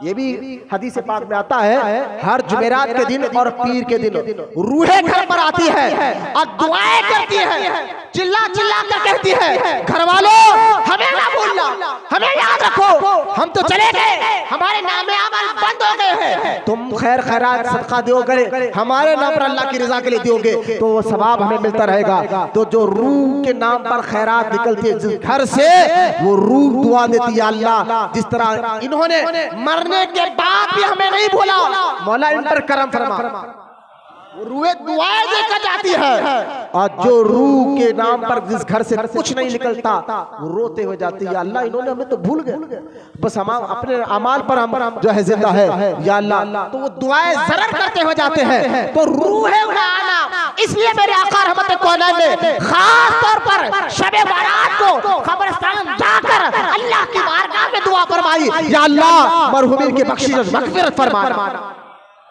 तो शबे बारात को जहां आपको नमाज पढ़कर दुआएं मांगना, इबादत करना, रोजे रखना, ये सारी फजीलत है, वहां आधी रात को कब्रिस्तान जाकर, मतलब मगरिब के बाद भी आप जा सकते हैं लेकिन आधी रात को जाना मेरे नबी की सुन्नत है, वहां जाकर दुआएं करना। कुरान, अरे बंदा सिर्फ बिस्मिल्लाह पढ़े तो खबर वाले को अल्लाह बख्श दे। अगर किसी को कुरान पढ़ना नहीं आता आप 100 बार बिस्मिल्लाह पढ़, सूरह इखलास पढ़ लीजिए, अल्लाह हमें कुरान पढ़ने की समझ अता फरमाए। लिहाजा कुरान पढ़िए या उनके नाम पर सदका जारिया रखिए। और जब हम मजार पर फूल पेश करते हैं, मजार पर खबरों पर फूल डालना, ये भी मेरे आका की सुन्नत है। बुखारी शरीफ में हदीस पाक है, मेरे और आपके नबी जा रहे थे रास्ते, सरकार ने देखा 2 कब्रें हैं, फौरन एक सहाबी को कहा खजूर के झाड़ से हरे कड़ के 2 शाख तोड़ कर लाओ। वो सहाबी गए, खजूर के झाड़ से हरे पत्ती के 2 शाख तोड़ कर लाए। सरकार अलैहिस्सलाम दोनों कब्रों पर लगाया, दोनों कब्रों पर लगाया। जब खबर पे लगा साहब हुजूर ऐसा क्यों किया, सरकार ने फरमाया मैंने इस खबर वालों को अंदर अजाब होते हुए देखा है। नबी जो देखता है वो हम नहीं देखते, यही तो गैब की खबर है ना। आपका देखना और है, नबी का देखना और होता है। और वो कैसे लोग होंगे जो कह रहे कि दीवार के पीछे हुजूर नहीं जानते क्या है, तो खबर के अंदर क्या होता है नहीं समझे, खबर के अंदर क्या हो रहा है जान रहे हो हुजूर। यह हदीस भी बुखारी शरीफ में मौजूद है, खबर के अंदर क्या हो रहा है हुजूर देख रहे हैं। और वहां भी कहता दीवार के पीछे का हुजूर कलमा नहीं है। मैंने कहा तू किसका कलमा पढ़ता है पता नहीं है, हम जिस नबी का कलमा पढ़ते हैं उस नबी के बारे में अल्लाह का हमने और अकीदा ये है, हमारा नबी अल्लाह के बताने से सब कुछ जानता है। लिहाजा मेरा आका अलैहिस्सलाम ने कहा कि इनको अजाब हो रहा था। अच्छा अजाब किस लिए हो रहा था, साहबा ने बोला हुजूर अजाब किस लिए हो रहा था इनको। सरकार ने ये नहीं कहा कि नमाज नहीं पढ़ता था, रोजा नहीं रखता था, शराब पीता था, जुआ खेलता था, जिना करता था, ये नहीं कहा हुजूर। दो चीजें बता वो भी मामूली से दिखने में सुनने में मामूली सी है। फरमा एक चुगलखोरी करता था, दूसरा शराब के पेशाब के छींटों से नहीं बचता था। ये नहीं कहा कि नमाज नहीं पढ़ता था, रोजा नहीं रखता, नहीं सब था। दो चीजें ऐसी थी, एक मैयत जो है पेशाब के छींटों से नहीं बचता था, दूसरा चुगलखोरी से बचता है। आज देखे चुगलखोरी कहाँ नहीं, घरों में चुगलखोरी, मकानों में, दुकानों में, यहाँ तक के बॉस को राजी करना वहां चुगलिया, लड़ाना है वहां चुगलिया, दोस्तों में चुगलिया। मैं समझता हूँ कौन मचावा इस चुगल, उसका अजाब हो रहा था कब्र के। जहां हुजूर के इल्म गैब की बात आए वहां पर यह भी तो गौर करो कि तमाम देखने हम समझ रहे हैं कि मामूली सी बात है, लेकिन उसका कितना बड़ा अजाब कब्र के अंदर हो रहा है। चुगलखोरी कर आपस में लड़ाना, ऐसी हरकतें ना अल्लाह को पसंद है ना उसके रसूल को पसंद। चुगलखोरी हो रही थी। सरकार अलैहिस्सलाम ने जब देखा कि एक चुगलखोरी की वजह से अजाब हो रहा था, दूसरे को पेशाब के छींटों से ना बचने से आज नए तरीके निकल गए हैं। लिहाजा मेरे आका रहमत कौनैन ने हरी पत्ती इन दोनों खबरों पर लगा। बोला ना सुभान अल्लाह। साहबा से हुजूर ने फरमाया कि जब तक ये चीज, क्योंकि हर चीज अल्लाह का जिक्र करती है, ये चार पत्ते ये भी अल्लाह का जिक्र करते हैं, जब तक ये हरी चीज अल्लाह का जिक्र से तर रहेगी, इसकी वजह से खबर में अजाब नहीं हो। अब ये हदीस बुखारी में है, मुहक्किक अल-इतलाक करवाते हैं शाह अब्दुल हक मुहद्दिस देहलवी, इस हदीस से पता चला खबरों पर फूल का डालना हुजूर की सुन्नत है। इसलिए हम खबरों पर फूल डालते ताकि वो जो चीज तर होती है, ताजी होती है ना, वो अल्लाह का जिक्र करती है, उस जिक्र के बरकत से मैयत को फायदा पहुंचे, खबर वाले को फायदा पहुंचे। अब सवाल उठ सकता है, वहां भी कह सकते हैं अच्छा इसलिए आप कब्रिस्तान जाके फूल चढ़ाते बोले हाँ इसलिए चढ़ाते हैं क्योंकि मैयत देखती है, सुनती है, पहचानती है। हदीसों में इसकी इंशाल्लाह शब बारात को बताऊंगा, मैयत पहचानती है, देखती है, सुनती है, बेटा आया, भाई आया, कौन आया, सबको पहचानती है मैयत, और क्या लेकर आया, क्या दुआ कर रहा है ये भी जानती है। क्यों? क्योंकि ये इस्लाम है बाबा। इस्लाम में मौत के बाद खत्म नहीं होता, मौत के बाद तो शुरुआत होती है, मौत के बाद तो शुरुआत होती है कि बरज़ख और आखिरत। ये सारे चीजें कुरान हदीस में जिक्र है। तुम है मर्गे मरदूद, फातिहा ना दरूद तुम्हें मुबारक है। हम अहले सुन्नत, हमारे बुजुर्गों ने जो अकीदा दिया है वो कुरान और हदीस की रोशनी में था, कुरान और हदीस की रोशनी में अता किया है। अब कोई वहां भी है ना कह दे अच्छा इसलिए खबर पे पूछ चढ़ाते हो, अब तुम तो बोलते अल्लाह के वली है, बड़े नेक है, फिर उनकी खबर पे फूल चढ़ा रहे हो, उनके पे खबर में अजाब हो रहा क्या, इसलिए चढ़ाने वाले बोल सकते हैं कि देखो आम मरहूमी की खबर पर इसलिए फूल चढ़ाते हैं ताकि उस जिक्र की वजह से अगर अल्लाह ना करे खबर में अजाब हो रहा तो उनको बरकत मिले, राहत मिले, सुकून मिले। अल्लाह के महबूब वलियों की मजार पर फूल इसलिए चढ़ाते हैं कि वो जो जिक्र करता है फूल, उसके जिक्र की बरकत से वलियों का दर्जा और बुलंद हो जाता है। ये लॉजिक को भी ध्यान रखे तो अपने मरहूमीन को याद रखें। शब बारात को जैसे ही सूरज डूब जाए, जो हम अमल करते यासीन पढ़कर उम्र में बरकत के लिए, रिस्क में बरकत के लिए और बलाओं से महफूज होने के लिए, और जो है शब बारात जैसा लगे तो आप मैं चाहता हूँ कि आप असल में मुस्तहब ये है कि रात में पानी नहाए, ये हुजूर की सुन्नत है। इन रातों में सरकार क्या करते थे अलैहिस्सलाम, रात के वक्त पानी नहाते, यानी मगरिब के बाद पानी नहाते। तो शब बारात को रात में पानी नहाना मुस्तहब, तो आपको करना क्या है, पानी नहाना है और जो है यासीन शरीफ पढ़ना, जो हम बड़ा अक्सर हमारे बुजुर्गों का अकीदा है कि क्योंकि रिस्क बांटा जाता है, हर दुआ कबूल होने का गारंटी के साथ। हाँ, जिसको अल्लाह तौफीक देता वही दुआ करता है। तो ये दुआ मांगने वाली रात है। इन रातों में होटलों में, चबूतरों पर, रोडों पर चीखे मारते हुए लोगों को तकलीफ देते मान गुजारे, या तो जिक्र इलाही करते हुए गुजारे, या ऐसी महफिल में जाए जहां बयान हो रहा हो, जिस बयान से आपका ईमान, आपका अकीदा मजबूत होता हो, ऐसे महफिलों में आकर इल्म हासिल कर। अगर होटलों में से बेहतर है उलमा की महफिल में आए। इमाम जाफर सादिक फरमाते, जो हम कुल्लू की नियाज़ है, फरमाते बुरों से बेहतर अच्छों की सोबत में बैठो और उनसे इल्म हासिल करो, ताकि जैसे जैसा इल्म हासिल करोगे अल्लाह पर, रसूल पर तुम्हारा यकीन मजबूत होता रहे।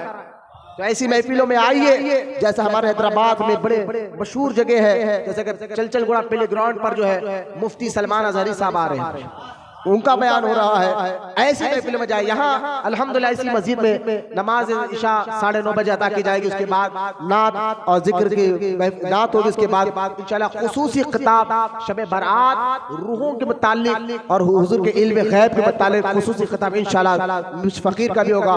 आप जरूर तशरीफ लेकर आए। शब बारात की मैंने मुख्तसर फजीलत बताई है। अल्लाह की बारगाह में दुआ है, अल्लाह हम तमाम को कहने सुनने से ज्यादा अमल की तौफीक अता फरमाए। अल्लाह ताला हमें सच्चा आशिक रसूल बनाए। अल्लाह ताला क़यामत तक हमारी नस्लों में आशिक रसूलों को पैदा फरमाए। अल्लाह ताला तमाम को कहने सुनने से ज्यादा अमल की तौफीक अता फरमाए। अल्लाह ताला हमें शब बारात जो आ रही है मौला, उसमें अमन व अमान के साथ दाखिल फरमा, और उसके बाद रमजान जो मुबारक महीना आ रहा है उसमें भी अमन व अमान के साथ दाखिल फरमा, और रमजान मुबारक की तमाम नेमतों बरकतों से अल्लाह हम सबको माला माल फरमा। अल्लाह खूब तेरी इबादत करने वाला बना। या अल्लाह हमारी इबादत में दिखावा, रियाकारी, तकब्बुर से हमारी हिफाजत फरमा, इखलास अता फरमा, दिखावे से महफूज फरमा। या अल्लाह तमाम जितने बैठे सबकी दुआओं को कबूल और मकबूल फरमा। वमा अलैना इल्ला बला वल्हम्दुलिल्लाहि रब्बिल आलमीन।